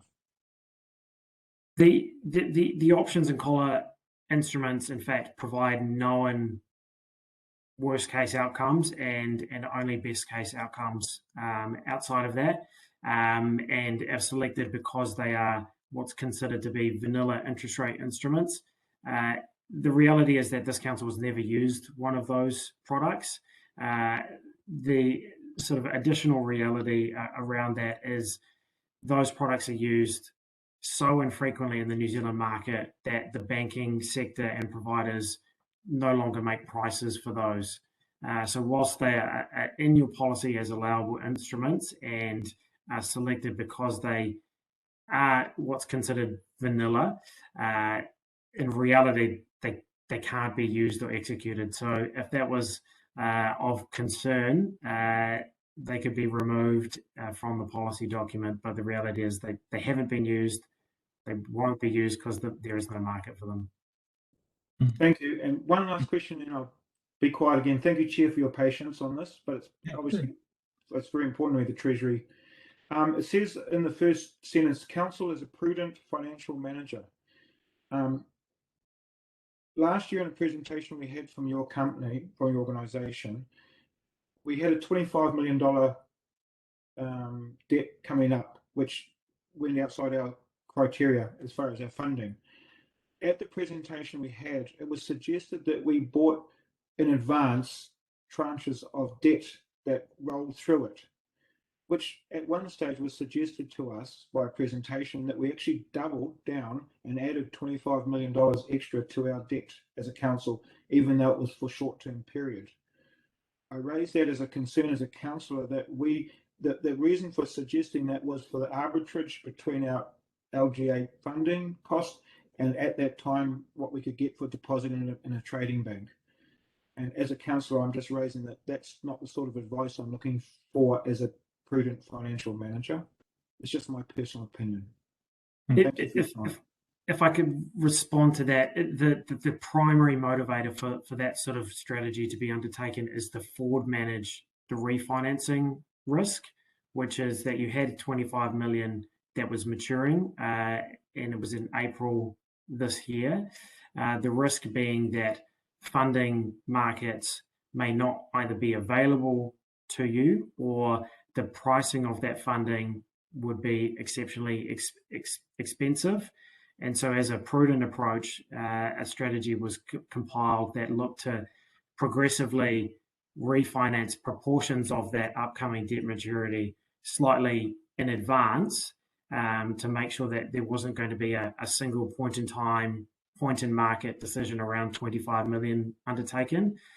The side sort of consideration around that, and this is more of an outcome rather than a driving factor of the strategy, was that there would be a period of time, as you say, that you would have a greater level of debt on your balance sheet than what was strictly needed, and it is there to meet the refinancing obligation later, meaning there would be an excess of cash, and a recommendation would be made to put that cash into short-term deposits allocated specifically to meet that refinancing requirement, which also so happened to have a higher rate of return than the borrowing cost. So the primary motivator was a forward risk management strategy around a $25 million debt maturity on a single day, and there were some other benefits to that strategy that went alongside that. Thank you, Chair. And I just want to make a quick comment before somebody. As a councillor, I have no right to participate in the operations. That's for management and staff. I was just making a personal statement there, as opposed to interfering in what the team do within the policies that is being done by us. So thank you for your answers. I still struggle. This financial stuff is something that I'm interested in and I have in my own business, but I still struggle with the advantages of the swaps over the fixed. I'll leave that there. Thank you for your time, and thank you everybody for your patience. Yeah, thank you. Thank you, Alex, for answering that. Councillor Wills has had a particular interest in the swaps, and that's why I think we needed to give him an opportunity to hear your comments on that. And thank you for your presentation.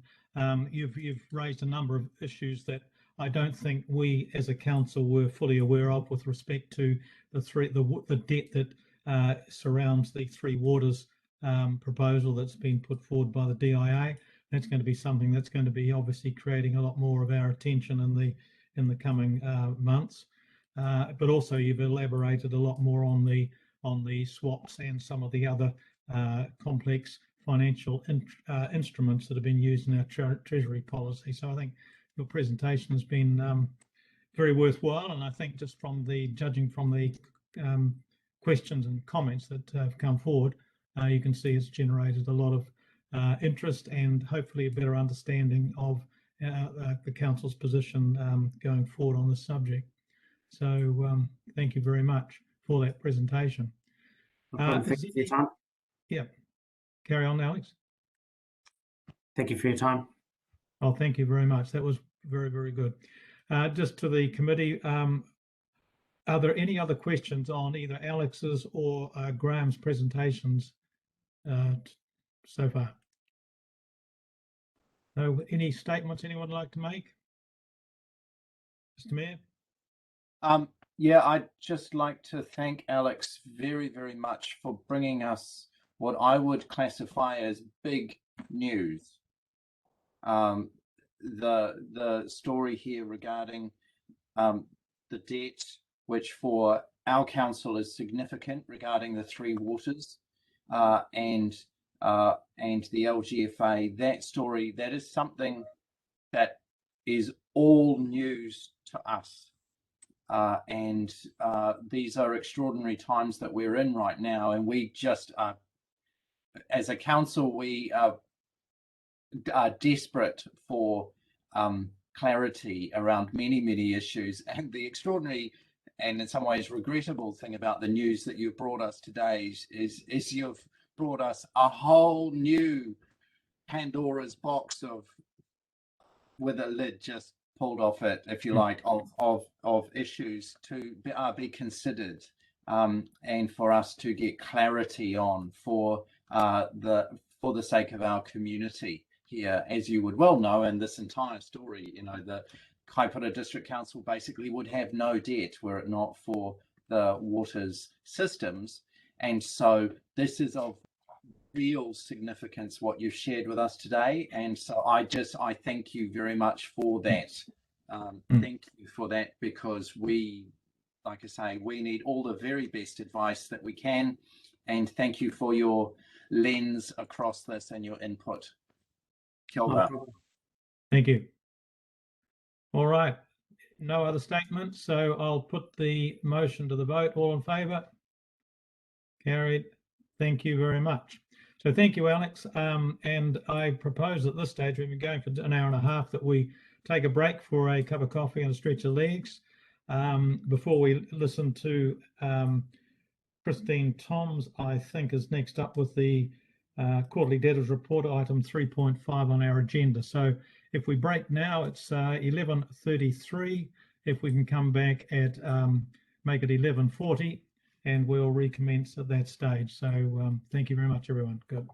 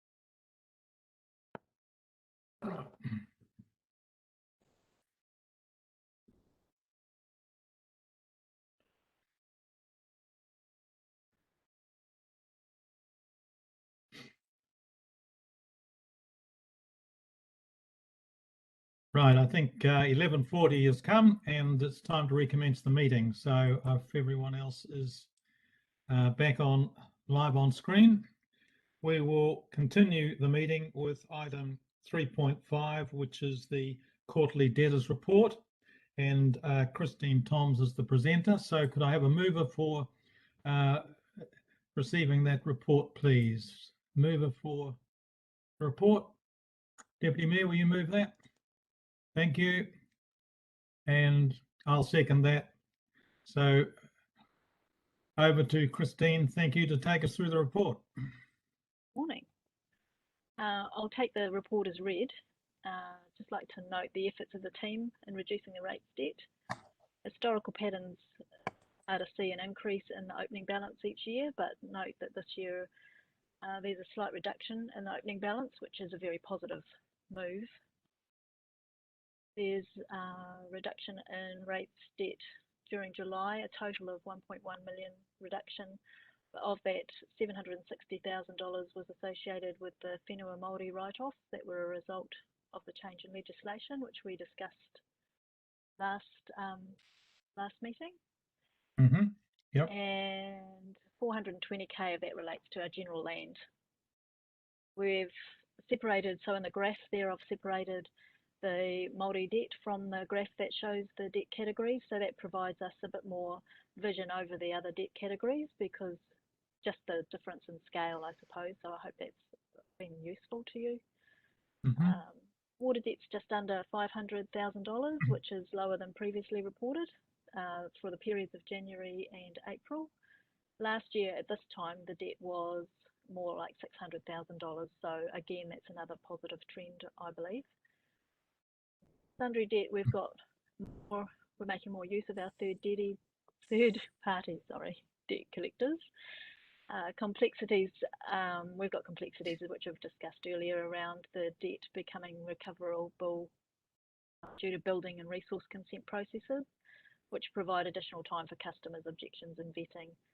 Just note that sundry debt at the moment is sitting at about $662,000, which excludes our current debt. The biggest increase in this debt is related to building consents, and I think that's understandable as there's a number of high value consents in at the moment. If you've got any questions, to you.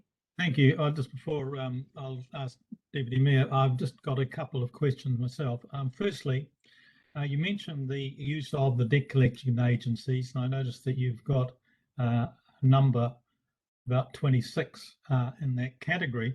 The arrangements with the debt collection agency, the debt collection costs that are incurred through the use of that, they're normally, from my prior experience with these types of arrangements, is that is an add-on to the person who has the debt, not a cost to council. Is that the same with our arrangement? It's not the same. So they charge us a commission. They collect debt, we are charged 10% for rates, which our penalties cover, and there is a 15% on sundry debt, just because of the different amount of work that's required, and that's carried by council. Okay, so you believe at this stage that the bulk of the costs are probably covered by the penalty charges that we're collecting on that as well? That's right. Yeah. Okay, thank you. The other question I had was, in your table on debt arrears, you've got the mortgage properties has had a substantial increase over the last few months from 120 to 326. Can you give us some background to that, please? Sure. So we had the number of 120 was a carryover from the last time that we did the mortgagee process. So those properties were reducing in number and the amount of debt.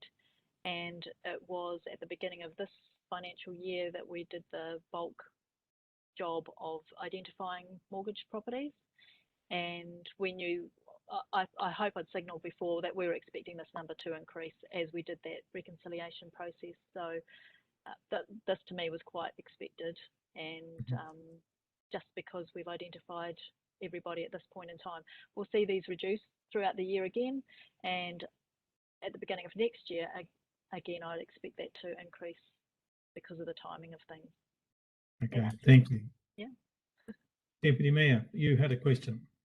I did. I'm just checking in. Obviously, last year when we went into the big lockdown, we put debt collection on hold. What's the arrangement this year?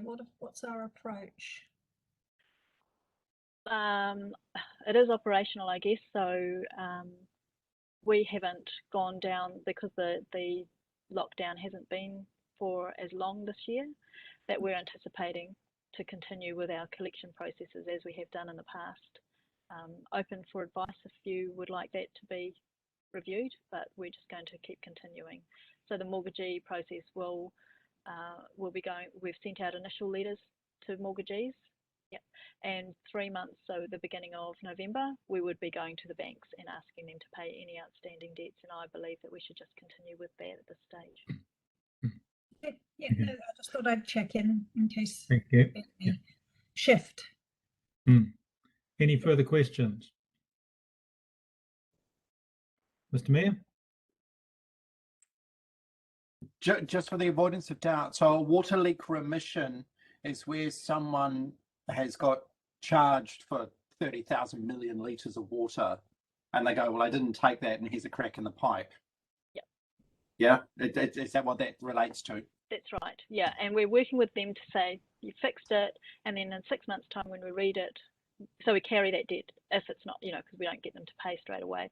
And then in 6 months' time, we've confirmed that the leak is rected, and then we process a credit, pay the balance. So it's a bit of a delay. Cool. Okay, thank you. That's clear. Thank you. Great. Okay, any other questions? I think we've got a fairly comprehensive report here. Thanks, Christine. You've got a lot of detail in there, and it's good to see that we've got much more of a focus on council debt collection right across the board compared to where we were a year or two ago. So although we've had these, if you like, the COVID complexity overlaid across it, which has caused a few changes to what you would have originally put in place, at least we're focusing to get back onto that strategy that you had adopted a year or so ago. So if there's any statements anyone would like to make before we put this to the vote? Okay, all those in favour? Aye. Carried. Thank you. Thanks. Thank you, Christine. We now move on to the quarterly finance report, and that is going to be presented by Graham Coleman again. So could I have a mover for receiving that report, please? Thank you, Deputy Mayor. And seconder, Councillor Wills, thank you. Right, over to you, Graham. Thank you, Mr. Chairman. This is the same report that went to the last council meeting.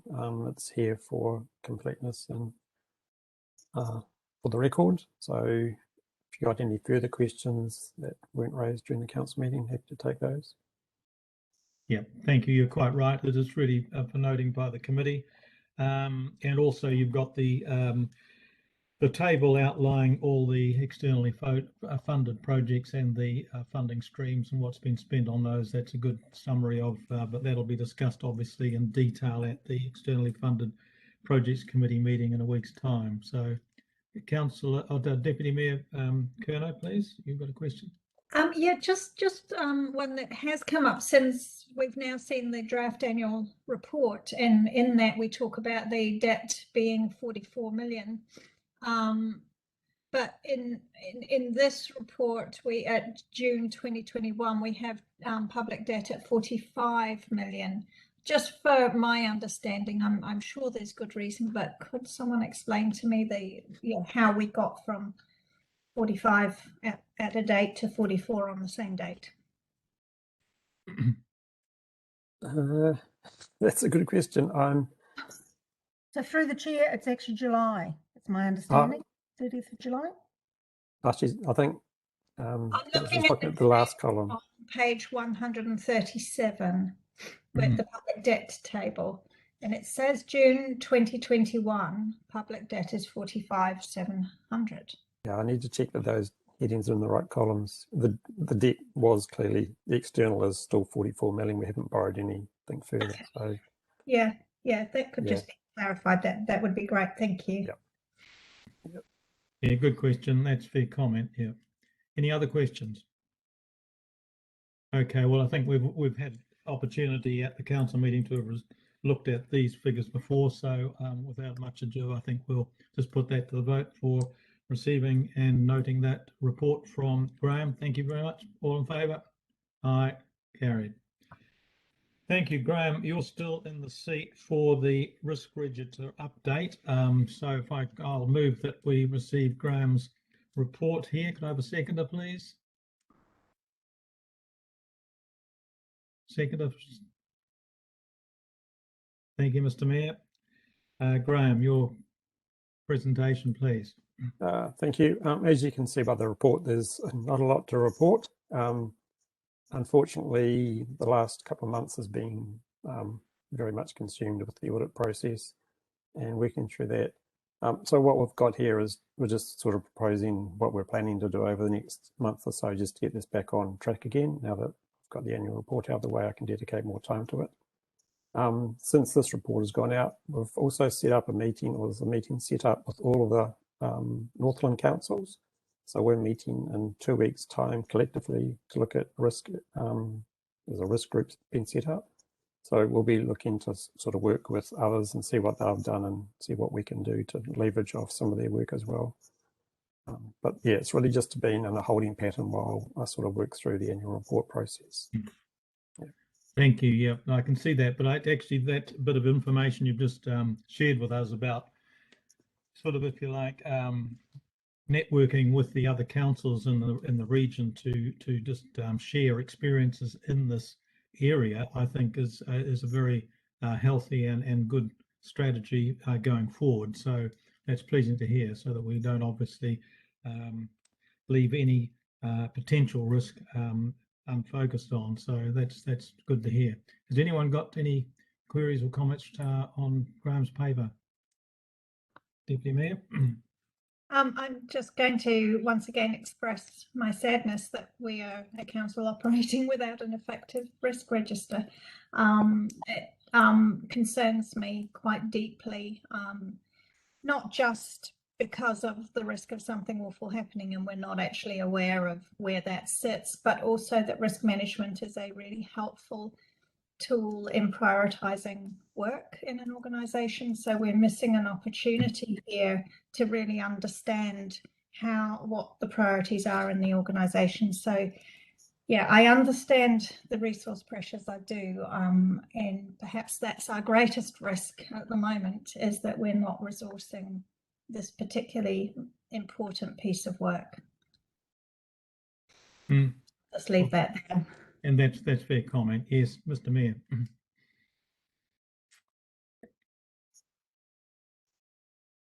Wrong mouse. I've got two screens. Okay, all right. Thank you. Two different mices running here. Yes. Sorry, apologies. Aroha mai. I've got a question really for, I echo Councillor Curno's concerns and sadness here. And also, so I've got a question as we look forward, and the indication here is that this work program, which is indicated in this paper, will have been commenced and enacted and so on. So where will we be at the next Audit, Risk and Finance Committee meeting, which I believe is in December? Where do we expect to have got to by then? The plan is to go through all of the risks that are currently in the register. I need to co-op to help in to do that and work through with each GM in their sections to sort of reconcile what's in there and make sure that everything's been graded consistently and that those risks that are floating to the top of the register are the appropriate ones that should float to the top. So first of all, we'll go through and look at the ones in there, take out any duplicates, rework the number that are sitting in the register, add in any others that need to be added in by working with the various GMs. And then we need to go through a separate exercise and essentially sense check the initial ratings that were applied to the inherent risks, and then look at what factors have been mitigated, and then check those again for consistency. Because when the risks were first compiled, they were done in isolation from one another. Each GM or manager did their own, made their own assessment, and they may have read the framework slightly differently. So I need to do that, and that's the plan over the coming months, to work through that process and come back with something that we can sort of be much more confident around the accuracy of what's sitting in there, making sure that those risks that need to come to the top are actually coming to the top. Yeah. So, well, just carry on, Mr. Mayor. So just for absolute clarity, so we're hoping to have for the December council meeting the first version of the new lock or risk register. Yeah. Yeah. Thank you very much. Thank you. Yeah. Councillor Wells, did you have a question? Thanks, Chair. Yeah, Graham, this is not a criticism. I'm just trying to get work around it, my understanding. I have in there, they use the sentence, my role, however, other areas have taken priority. The lack of a risk register doesn't mean to say that as a council, we haven't managed the risks that we've been made, that management have been made aware of. It's just that it hasn't reached the council in a format. Is that correct? That will be correct. Yeah, I just haven't had the time to progress the register to the point where we would like it to be. No, so I guess I'm trying to put words in your mouth here a little bit, that there's been no reduction in the management of the risks that the council faces. It's just that it hasn't been put in a written report to be presented to us. Correct. Yeah. Because it's different. There's a difference between us not maintaining, sorry to the chair, there's a difference between us not maintaining safety for our staff and the fact that the report's not getting to us in a timely fashion. They're quite separate aspects. And as long as the reassurance that the risks that our staff are being looked after and protected, it's just that it's not been prepared in a written format to get to this level, is something that's quite different, and I don't need it noted. Because I was going to ask, what do we do when we accept a report that we're not happy with? That was my other question, not necessarily with regard to this report, but if we get a report like this where we're not happy as a committee, how do we note that in a formal way, Mr. Chair? Yeah, well, I can understand what you're saying, Councillor Wells. I guess the way I read this is we see in a number of areas, council sees risks being assessed, whether it's health and safety risks in the health and safety paper or a number of other papers. We've seen a categorization of what the risks are. What this risk register really does is pull those all together and make sure that we harmonise the way in which those risks are being assessed. And that was the issue that was raised at the last last audit and risk meeting. How consistent were the assessment of risk across the organisation when it's, as Graham has mentioned earlier, being done on an individual basis, GM by GM, and bringing it all together on this risk register. We were aiming at getting a consolidation of that risk, but properly judged on the same criteria from one area of the council's operations to another, so that when we looked at it, we could have a much better hierarchy of risk and know that it was all being measured on the same basis. That's what we want to get to as quickly as we can, and it's certainly one of the questions that I had was to make sure that this target of having the completion of this work done, and now what Graham has mentioned to us, having had a potential to have the discussion with the other councils in the region to cover off any areas that we may not have omitted or may have assessed incorrectly, overlaid on what the work that Kaipara was doing. We should have hopefully a very much improved and higher quality risk register to review in 3 months' time, but that would need to go onto our action register. So Sue, I hope you'll take note of that and have that included so that we've got that coming forward in 3 months' time, because it is an important thing, and we've been somewhat slow, and albeit that we haven't had resources to put in here, at the end of the day, we're still responsible to make sure that the organisation is properly equipped to mitigate any risks that it may perceive now and in the future. So we'll look at that on the action register. So any further comment or statement on this report? I'll put this to the vote that it is noted, but conditioned upon being a substantial improvement and completion of this item for the next meeting, and that'll be on the action register to complete. So all in favour? All right. Carried. Thank you. Moving on to item 3.8, which is the health and safety update. I'll just have a mover if I could for that. Move that, Deputy Mayor. Is that your? Yes, thank you. And seconded. I'll second it. And this, I presume, is going to be presented by Ricky. Ricky Matthews. Is she? No, it's by myself, Peter. Hannah Gillespie here. Oh, it's Hannah. Okay, thank you, Hannah. Yep. Also, okay, I'll kick things off. So good morning, elected members and chair. So I'll take the paper as read, but I will talk through key highlights for this particular report, if that's okay. Yep. So you'll see there in the opening paper the achievements for this quarter. We've been continuing to focus on those top 5 critical risks for staff. So aggression and violence, working in the road corridor, safe driving, operating equipment and loan working. And you'll see that we've been working with staff and consulting around that overspeed risk matrix. So that's around, I guess, you know, overspeeds, what that looks like and the consequences around that. We're also continuing to work with our Safer Me app and rolling that out across the business. So that's the app where we put in incidents and hazards and use that for our investigations and incident reporting, and that's used quite well. We are also engaging with Smart Track and Safer Me and working together around how we can put improvements in that overspeed and monitoring and making sure that we are effectively putting the controls in place around our fleet.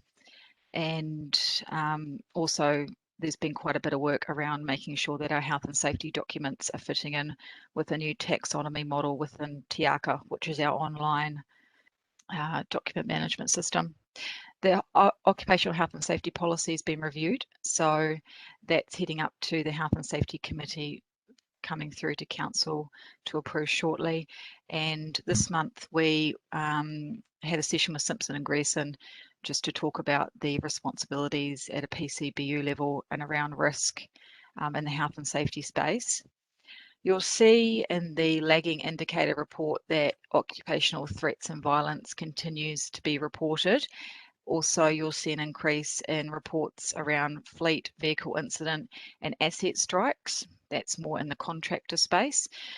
Good news is that we are getting continued rises in reporting around incidents and hazards, which is identifying these risks under us as a PCBU and really giving us a good understanding into why controls have failed, what's not working, and helping us with these investigations at the back of these incidents and making sure that our controls are quite tight, and so our staff, you know, are getting home safely at night along with our contractors and the public.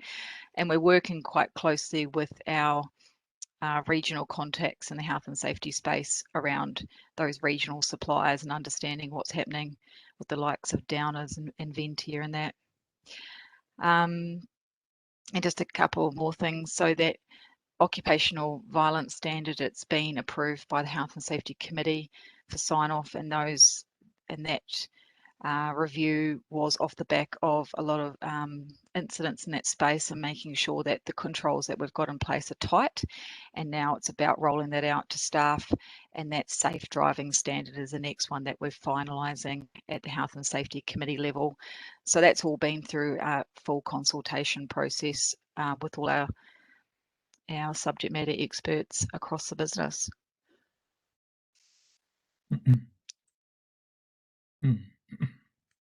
That's an update from me if there's any questions. Thank you, Hannah. Yeah, I've got a couple of questions. Or one question and one comment, really. The question, I guess, the first one is around fire safety compliance. Now, we're overdue on our fire safety drills as far as Dargaville's concerned, but there was no mention of Mangawhai in the initial progress report. But then later on in the report, it says that fire safety drills were responsibility of the landlord at Mangawhai, and almost sort of suggested that because of that, there was nothing scheduled. Well, I don't know whether the landlord still lives in Australia for the offices over there, but he used to. And I'm sure that he hasn't got the same level of concern about our staff as we as an organisation have. And I wouldn't have thought just because the landlord lived or wasn't so concerned about fire safety that we should just let it lie like that. Should we not have that fire safety drill and we should initiate that ourselves? It's our staff, after all, in that building. Yeah, so through the chair, we have done and completed fire safety drills in Mangawhai. What the landlord asks is that we have representatives that we end up running it because we are the major tenant in that complex, but it's also consulting with other owners in that complex like Frog and Kiwi, and it all needs to be done at the same time. Yeah. But I'll go back to Ricky and ask her to follow up and make sure that we get our drill through there and see what's happening in terms of that landlord and what they have scheduled in. Okay, thank you. Yeah. Any other questions to Hannah? Thank you, Deputy Mayor. Yeah, just checking in with, have there been any sort of safety or health issues that have come up out of this recent lockdown that you're aware of?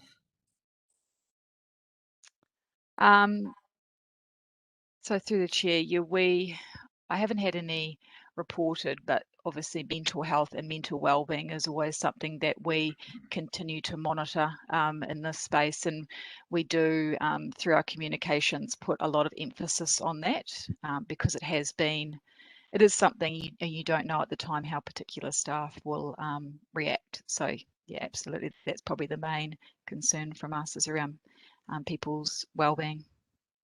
And what are you doing in terms of monitoring that? What steps are you taking? Sure. So we give quite clear instructions to our managers around things that they need to be doing and to ensure they're checking in with staff throughout the week, doing regular one-on-ones. We as an executive team talk about it as well. So we've got an idea across the business what's happening in each of our portfolios. And the people and capability team that sit under me as well are very much across what's going on. We continue to push EAP, which is our employee program where they can go and call and get advice and also counselling services in that. There's been quite a few good resources that have come through the DHB through this time that we've then sent to staff to give to family and friends or use themselves. But it is monitored internally, and we're quite close.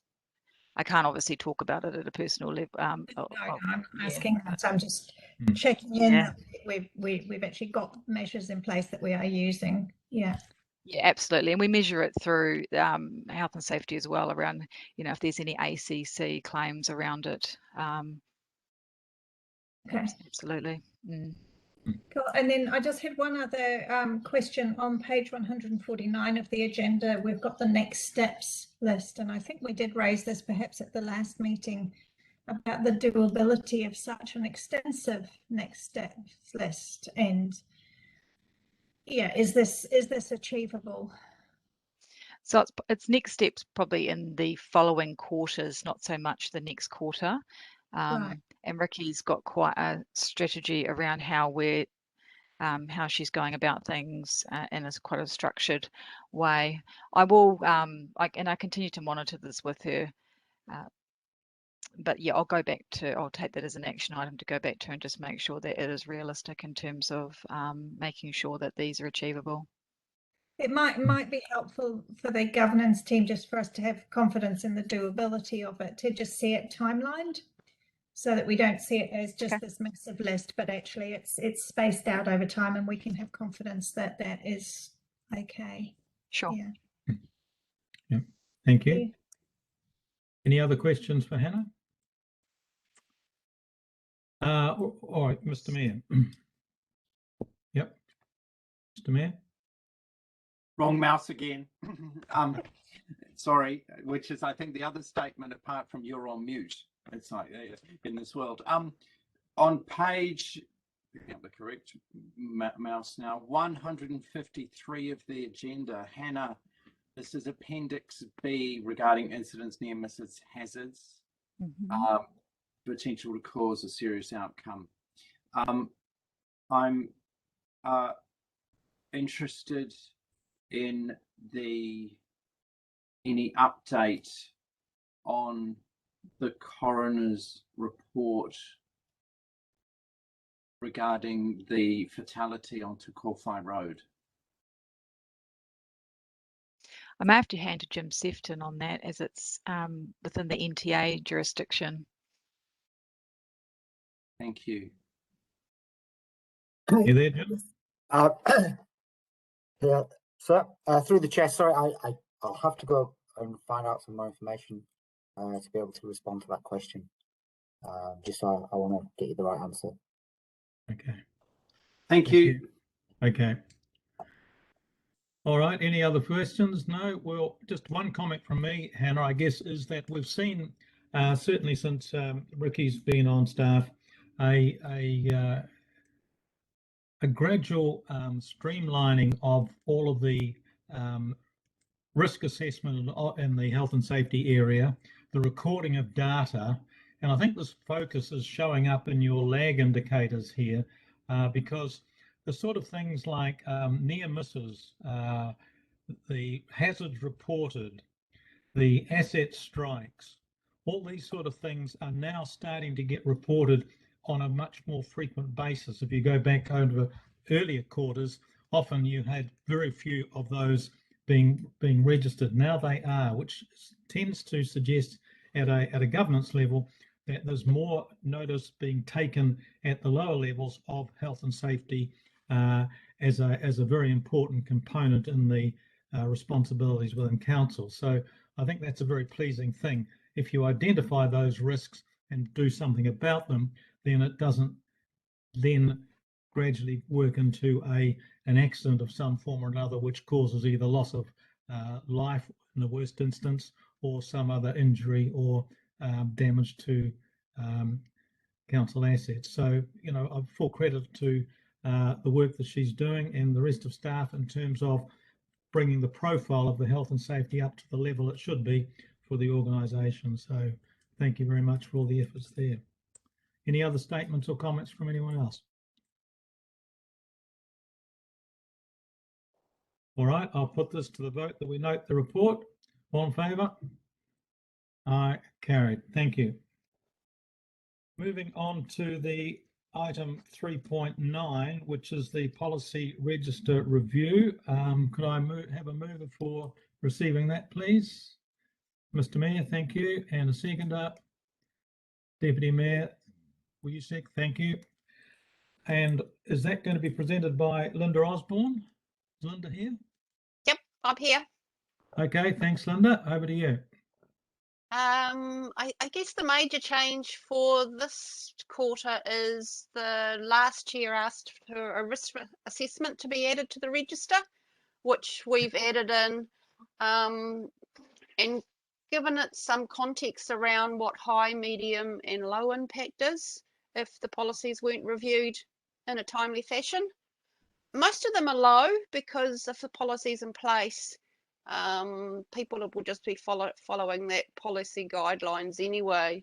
the ones that have high impact are the ones that are required as part of statutory requirements. And if we didn't do those, then they would have a high impact on the organisation. That's really the only comments I've got to say. Okay, thanks, Linda. Well, everyone's had a chance to have a look at it. I've got a couple of questions, and that's really, and I guess looking at the colour coding in terms of your risk profile here. Yep.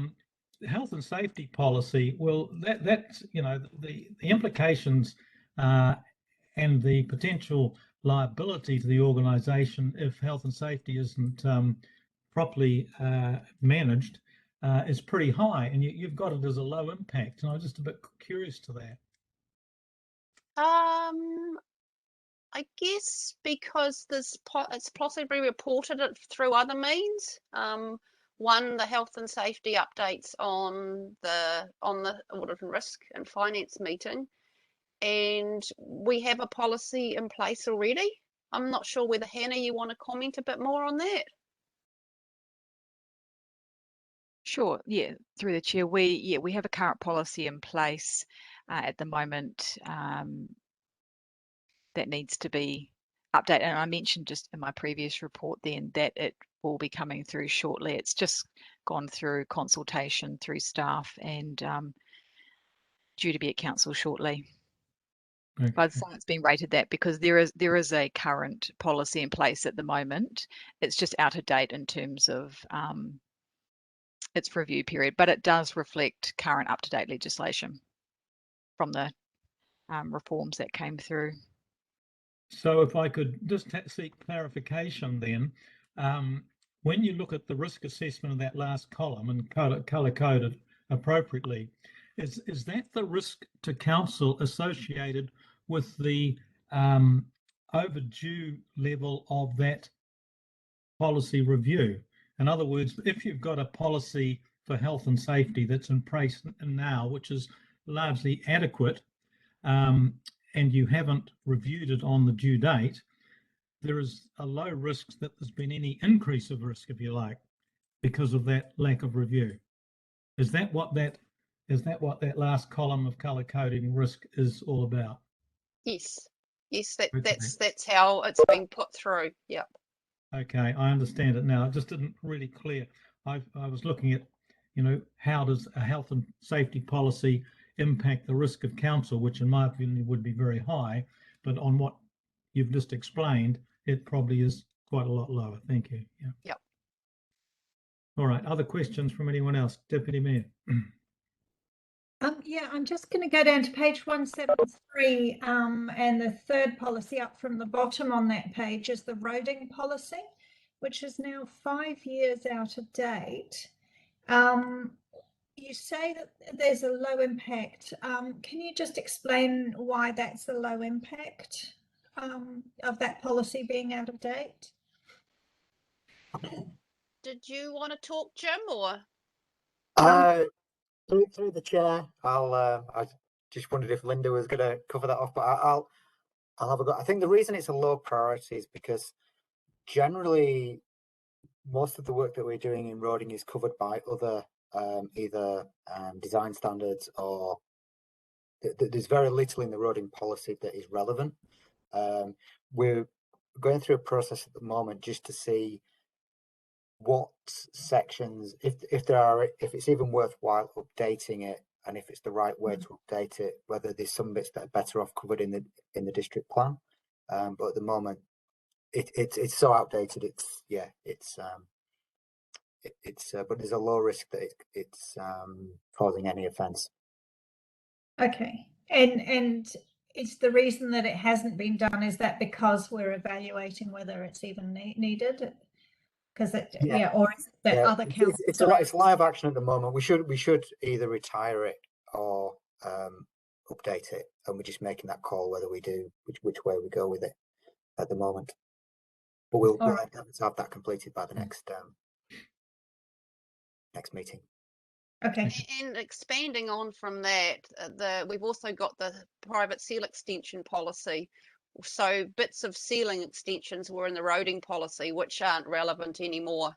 but are covered off in the seal extension policy, private Right. seal extension policy. Okay. Yeah. Thank you. Yeah. Okay. Any other questions of Linda? Okay, is probably any comments that anyone wants to make over and above those already made? Okay. Oh yes, Deputy Mayor. No? Just to say that it's good to see it set out like, and the traffic light system really does help to sort of to focus the eye on where there may be need. Yeah. So thank you. Thank you for that work. Yeah. Thank you very much. All right. Well, I'll put this to the vote that we note that report. All in favour? Aye. Thank you. Carried. And we now move to 3.10 on the agenda, which is the regulatory compliance update. And I think Sue is going to present this, but could I have a mover for this to be put on the table? Right, Mr. Mayor, and I'll second it. So Sue, over to you to take us through that. Thank you.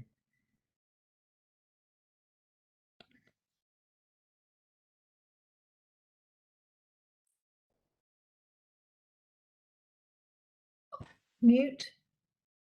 Sue, I think you're on mute. Thank you. Yep.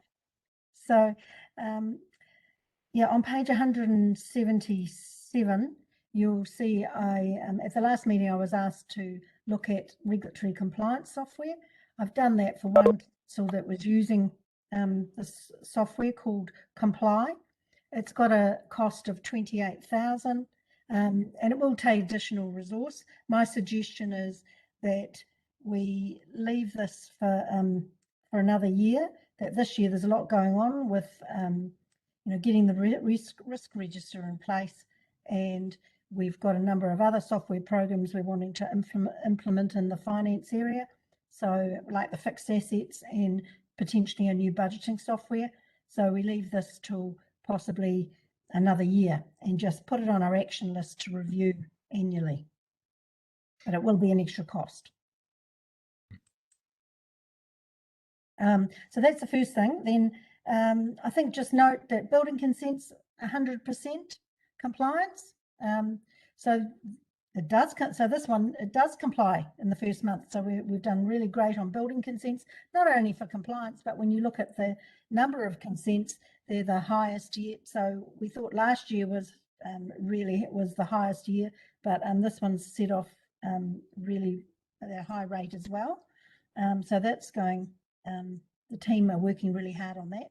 Resource consents, you can see that's also at 100% for the first month in this year, and that they also have a huge number of resource consents that have come through. Then moving on to under environmental health, it notes there on page 179 just the fact about Paparoa community that they've found some alternative funding there to look at their community wastewater supply scheme and what could be provided in the potentially provided in the future, because we know that at the moment that there is a lot of pollution there from their current septic systems.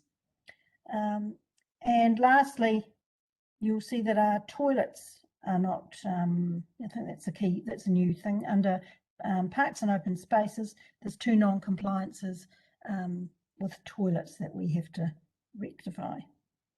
So that's, I'll leave it for questions now. Okay, thank you, Sue. Well, I've got a couple of questions to start off with. The first one, and just go back to this software that you talked about.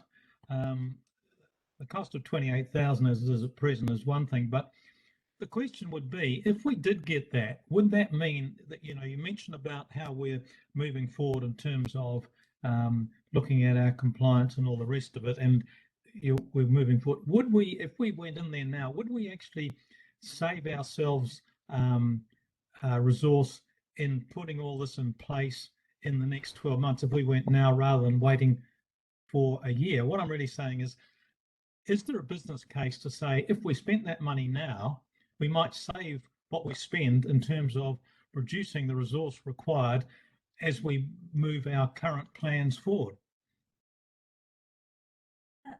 I mean, what we're trying to do is look at do the staff in all the various positions understand their liability, what their statutory obligations are, and do they understand that they have to report on it and look to mitigate it in the future. We're trying to do that by this report. And picking up, and we're getting better at it because staff are becoming more aware. All that the software will do is automate it, make it easier for staff to understand all of their obligations and the reporting. It doesn't, so it's it mitigates part of our risks, but I'm not sure that there would be a business case for it. Okay, thank you. And when you talk to Waipa District Council, did they say it was of benefit to them? They may have it, they may be using it, but is it something that they find of great benefit to them? Yes, they do. It's easy for them to refer to, but it's taken them a long time to set up. So it isn't something that you quickly implement. It takes a long time to set up. But we would hopefully be able to piggyback on another council that has done that because they will have identified all the different bits of legislation. Thank you. Well, that's a good point. The other question I had was relating to the non-compliances. You mentioned in the infrastructure area, you mentioned the Mangawhai Activity Zone water supply bore not meeting the requirements of the drinking water standard, and that we're, as a council, responsible for ensuring or upgrading it. Now, is that something that is to our cost, or should that be to MAS's cost? It's their license to occupy, even though it's on council land. Whose bore is that? So through the chair, I'll defer this to the GM of infrastructure, because I know that there will have been a meeting, I think this last week, of the community. Just recently. Through the chair, we discussed this at the Mangawhai Community Park committee meeting. The existing license that we have with MAS is unclear on this matter. It was a bore that we believe was originally created by the development over the road, and subsequently has been tapped into to provide water for the toilet at MAS, and has then been further tapped into to provide drinking water at the water fountains. So where we currently sit is we've cut off the water to the drinking fountains, and we're going through a process to determine what needs to be done to bring it up to speed. In the absence of, so that obviously the costs that go with that, we need to discuss with MAS, but that will come down to a committee conversation about how we take that forward. Okay, thank you. All right, questions of Sue or any others on this one? Anyone else? Councillor Wells?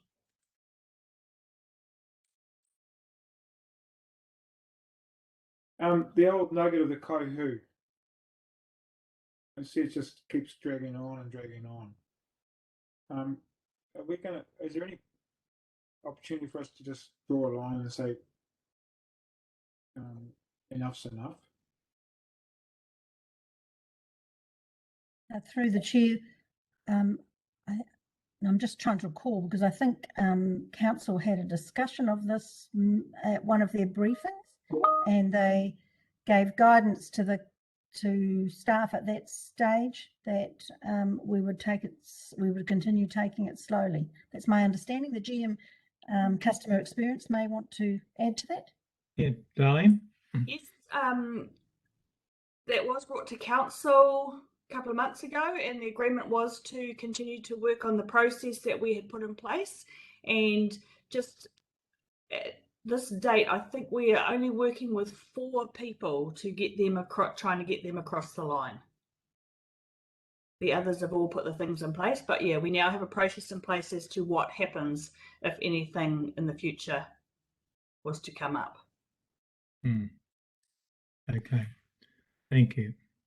And just on that point, Darlene, there is in the report only one property who's flatly refused, and it looks as though there is some investigation underway to consider how to move that one forward. There's no progress on that at this stage since this report was put together? No. Okay. Thank you.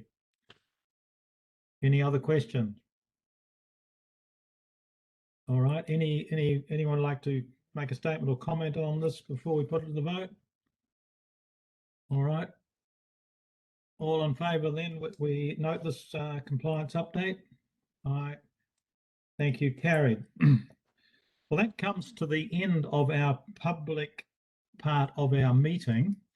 So before we finish this live broadcast and move into public excluded session, I'd just like to thank anyone in the community across the district who may have been watching this live broadcast of the Audit, Risk and Finance Committee. And thank you for listening and becoming hopefully a little bit more knowledgeable about some of the aspects of council and how we work through the numbers of risks that are associated with the operations and activities of council across the district. So thank you all for attending, and we will now cease the live broadcast and move into public excluded session for this committee. Thank you very much.